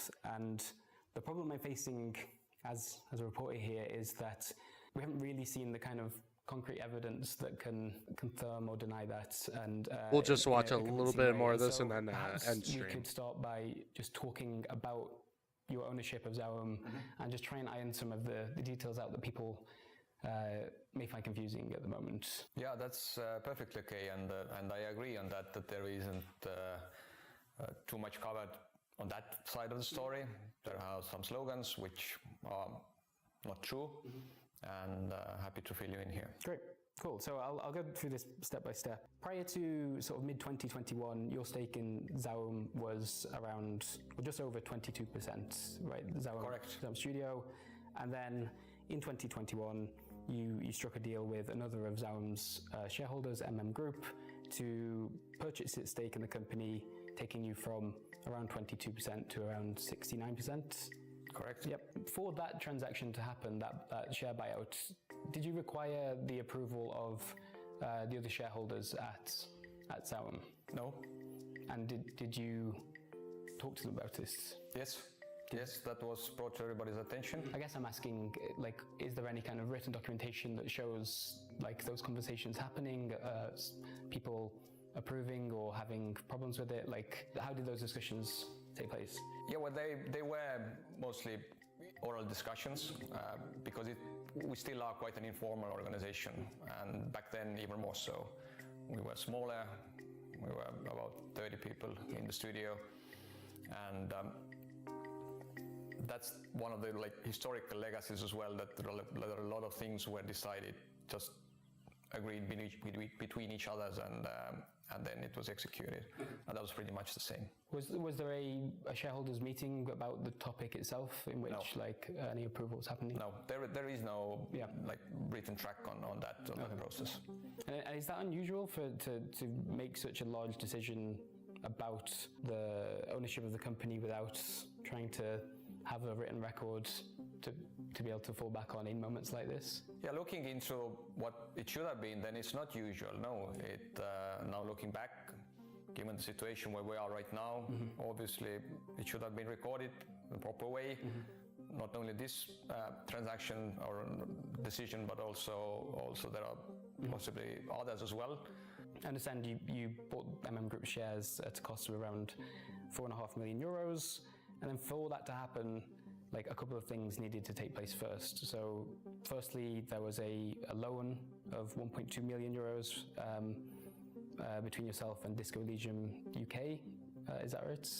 There was the transaction, but what had to happen in order for this transaction to be pulled through was that I had to put into that transaction my own personal finances, which were not related to the studio, which I did. That was 300,000, is that right? Or?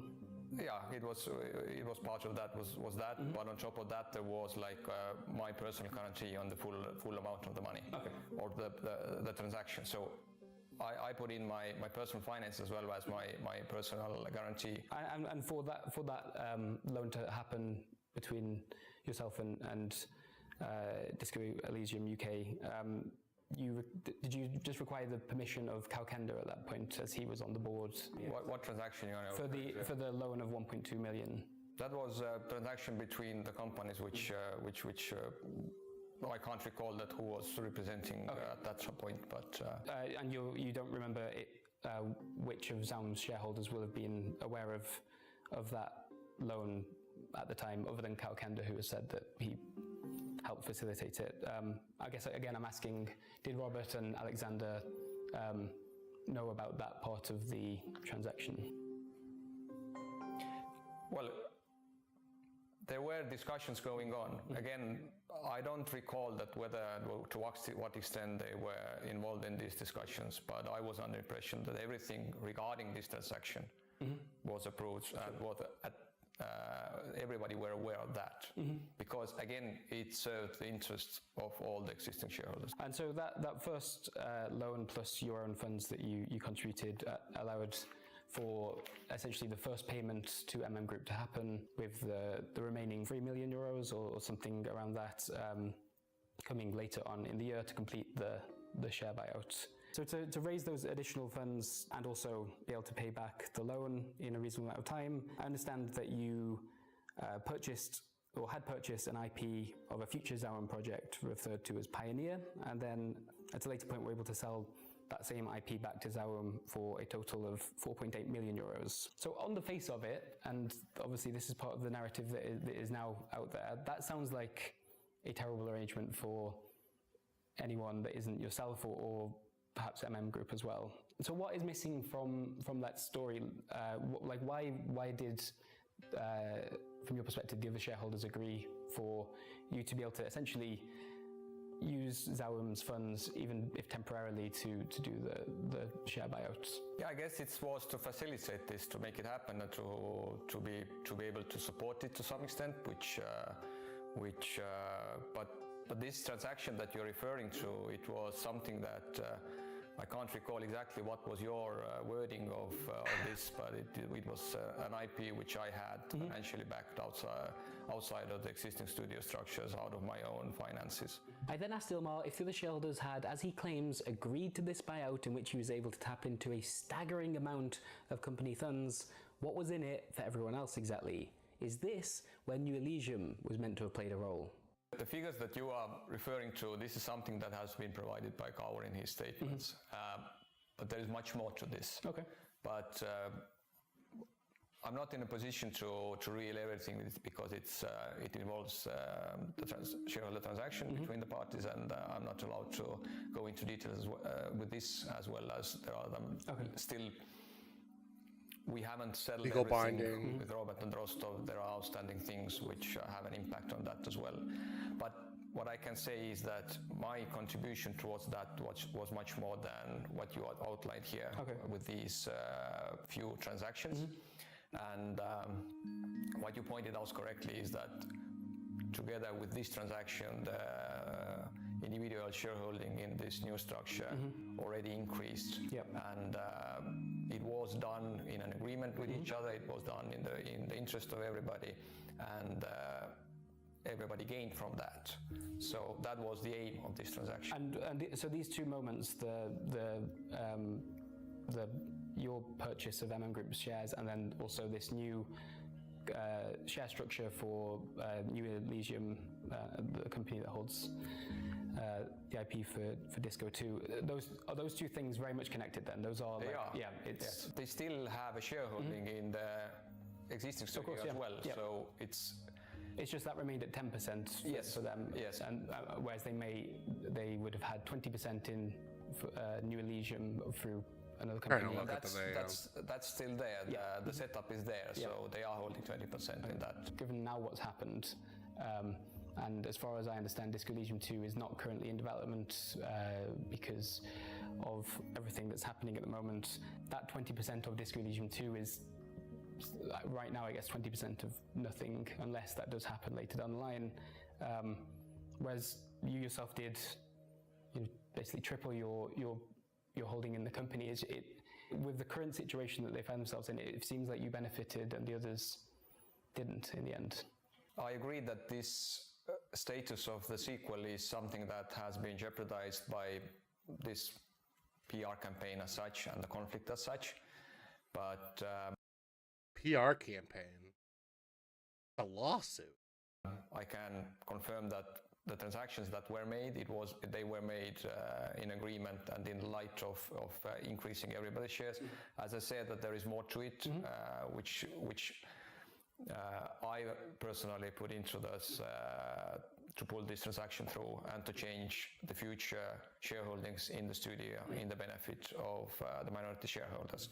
So in that sense, could you elaborate on that at all? Because although I understand your hands may feel tied legally here, and I'm not trying to downplay the importance of that, for some people watching who already have a very strong opinion of what's happened, they may feel like you're not willing to talk about that because it doesn't exist. I can't go into details, as I said, but what I can say is that my financial commitment was much bigger than the figures that you outlined in your question. I'd like to ask you about Thomas Havel's involvement as well. Up until 2008, the two of you were joint owners of a venture capital firm called Coha Capital. Is that how you say that? Coha? Yes, correct. And it was around that time, just before 2008, that Thomas was involved in an investment fraud scandal.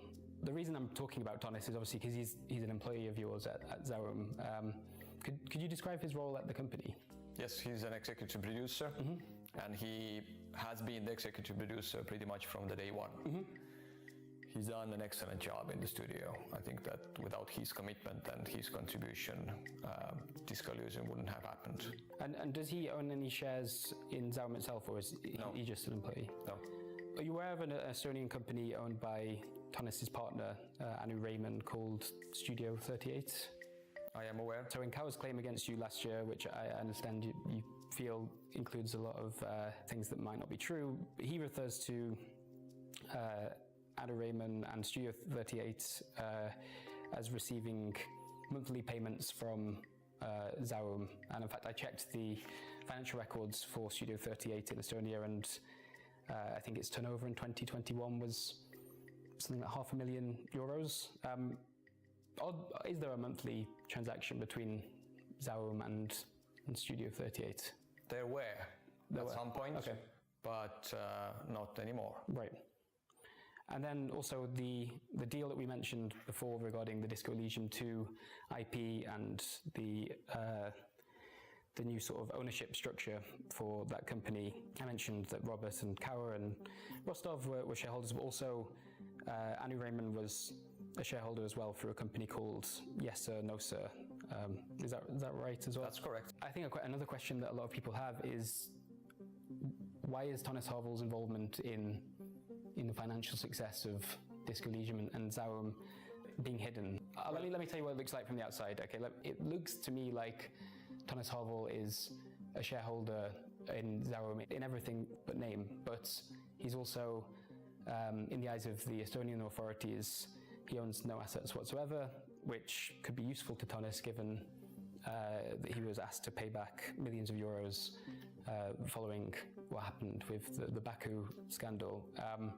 I'm not trying to suggest that any laws have been broken here, but it is giving people concern, I suppose, about what's happening at Zaurum to have Thomas be involved in this way, given his history and the connection between the two of you. It will have some people questioning your principles, your word on this.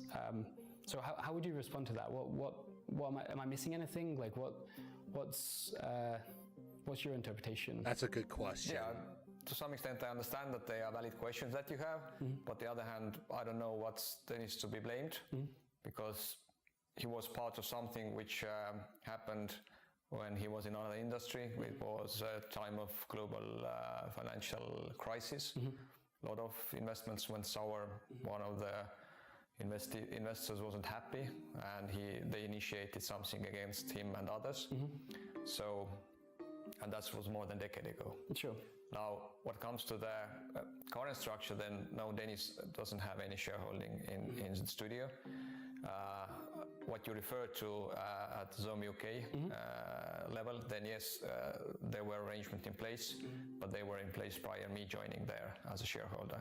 So these were arrangements between Robert, Rostov and Kaur. And I wasn't there. I joined, my company joined the shareholder structure there later, where these arrangements were in place already. But you must have been aware of that beforehand. Yes, I was, yes. And I don't see anything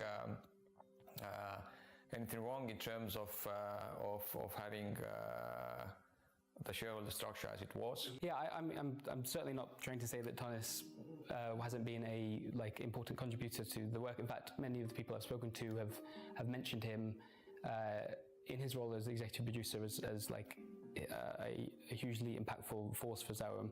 I suppose the reason we need to talk about it, I think, is because, well, first of all, it is something that the other shareholders are pointing to as an example of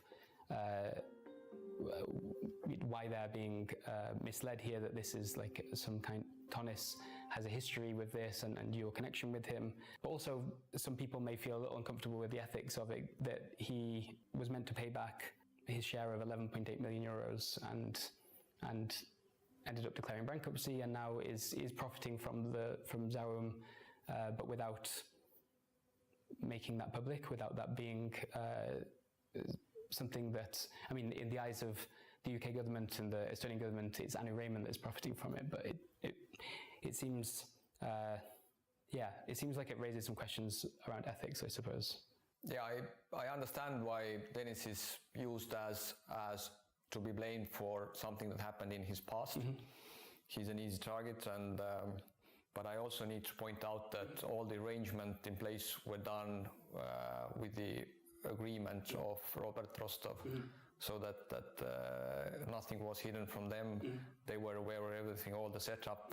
So it's hard for me to comment that how can this be addressed as something that is hidden or anything beyond that. Do you feel like that his involvement is which they, according to you, were very familiar with, is being cherry-picked for the disagreement that's now happened? Of course. Okay. As was this transaction, as been me portrayed as, and using the slogans as looting, stealing, and criminal acts. Of course. It's you need to understand that they are storytellers, and they do that well, and that's what's happening here as well. We'll leave Ilmar there for now, I think. It was in many ways a frustrating interview because so much of his defense came down to, no, all of the shareholders knew about this. Everybody agreed that this should happen, but when pressed for actual documentation that could demonstrate this, there didn't seem to be anything he could show us. And I just do find it extremely difficult to believe that such an experienced businessman as Ilmar Kompas would ever rely on informal or mostly oral discussions when we're talking about transactions in the millions of euros, transactions that would drastically change the... Kind of embarrassing to like agree to the interview and then just not lay everything out. It's like, you know, you just like, you know, it's kind of like it's like going to your doctor and going like, show me your testicles, but you can only show one of your testicles to him. And he asks, well, show me the other. And you're like, I can't do it right now. It's shy. I can't show the other testicle. Like, that's how I can like sum that up as an analogy. The ownership of Zaum. The idea that there's nothing in writing that can show that the other shareholders approved of this, it just doesn't hold up. As for Dennis Harville's involvement and the financial link between Zaum and his partner Annie Raymond, even if that has been dismantled for the time being, and that's a big maybe by the way, it all speaks to a way of doing business that is ultimately dishonest. But there was something at least that caught my attention. New Elysium. The story surrounding that company has thrown up some questions I've now got for the shareholders. Because thanks to that interview we've just done, we now know that Ilmar's official stance is that New Elysium was set up to give Kurvitz and Rostov a bigger stake in the profits of Disco Elysium 2, and that was used in order to get them to sign off on the deal. And we can see from the UK Business Registry that Kurvitz and Rostov did indeed become shareholders in New Elysium in the August of 2020. Which leaves us with an important question. Did Robert Kurvitz and Alexander Rostov know about this company back then? Did they know they'd become shareholders in New Elysium? Because if they did, it might suggest they knew something at least about this buyout that was happening, this deal that had been struck between Ilmar Kompas and Margus Linnamay. We'll certainly be asking them about that later on. Again, you can watch our full interview with Ilmar by following a link in the video description, and you may well want to do that because we later went on to discuss his justifications for firing Kurvitz, Rostov and Hindper. But to summarise those justifications, he told us that following the release of Disco Elysium, the three former employees disengaged from their responsibilities at work during the development of the final cut, which he claims contains practically zero new words having been written by Robert Kurvitz.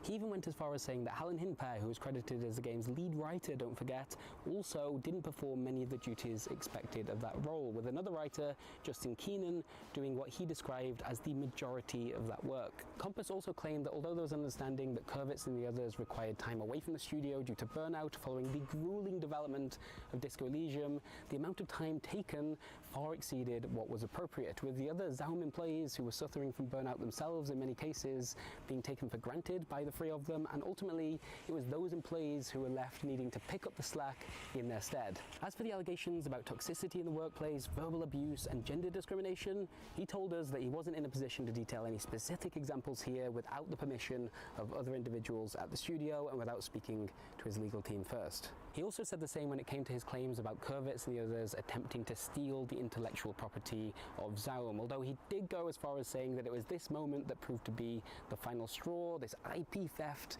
incident that led to Robert being fired and then Rostov and Helen following shortly afterwards. The thing is, and the reason we're not including those sections of the interview in this main part of the video itself, is that during that conversation, Ilmar wasn't able to point to anything particularly tangible to back up what he was saying. He did provide some documentation later on, and we'll be getting to that later in the video, but during that interview, there just wasn't much there, and he's not exactly what I'd call an unbiased source on that front. The other side have literally said he should end up in jail.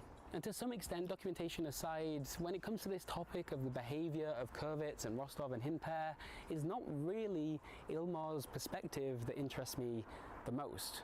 Which is why it's so important that others have now gone on the record. I mentioned earlier on that I'd spoken to 16 employees, past and present, about their experience at Zaum. Well, many of those conversations were only initially agreed to on the condition that we wouldn't reveal the names of those we've spoken to. However, in the days following our interview with Ilmar Kompas, I'm told that a number of conversations started happening between employees at Zaum who were worried that the only face and the only voice that would represent their studio in this video was that of an executive. As much as Ilmar may be able to defend his side of the the story, his perspective is not one of an employee. He's a millionaire shareholder and somebody who stands to directly benefit from Kurvitz and the others being discredited. Which is why Argo Tulik decided to talk to us to share his side of the story. This interview may not be what you're expecting.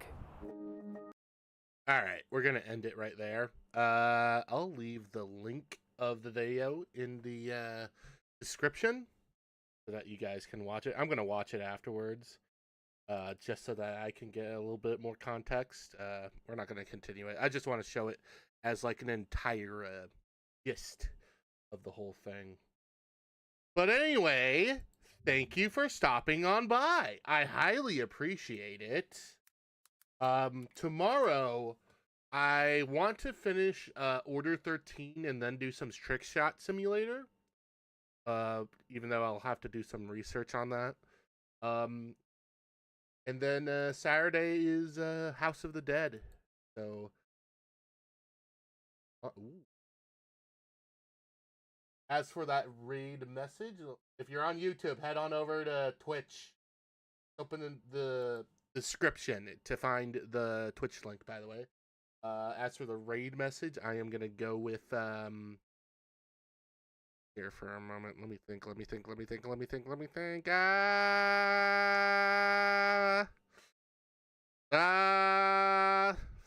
Well, we'll say...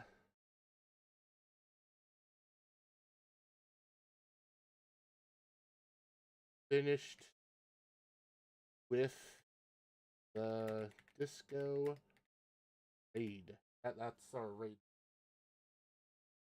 That is our raid. There you go.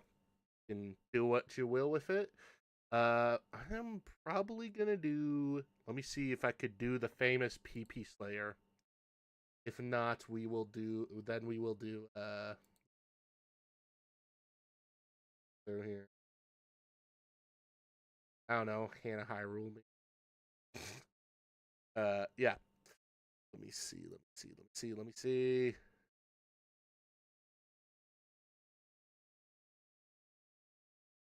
What? Let's see.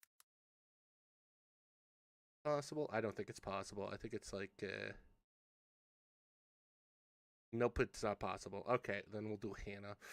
Anyway, thank you so much for stopping on by. I'll see you guys tomorrow with some funness and all, and I'll see you guys next time. All right, goodbye.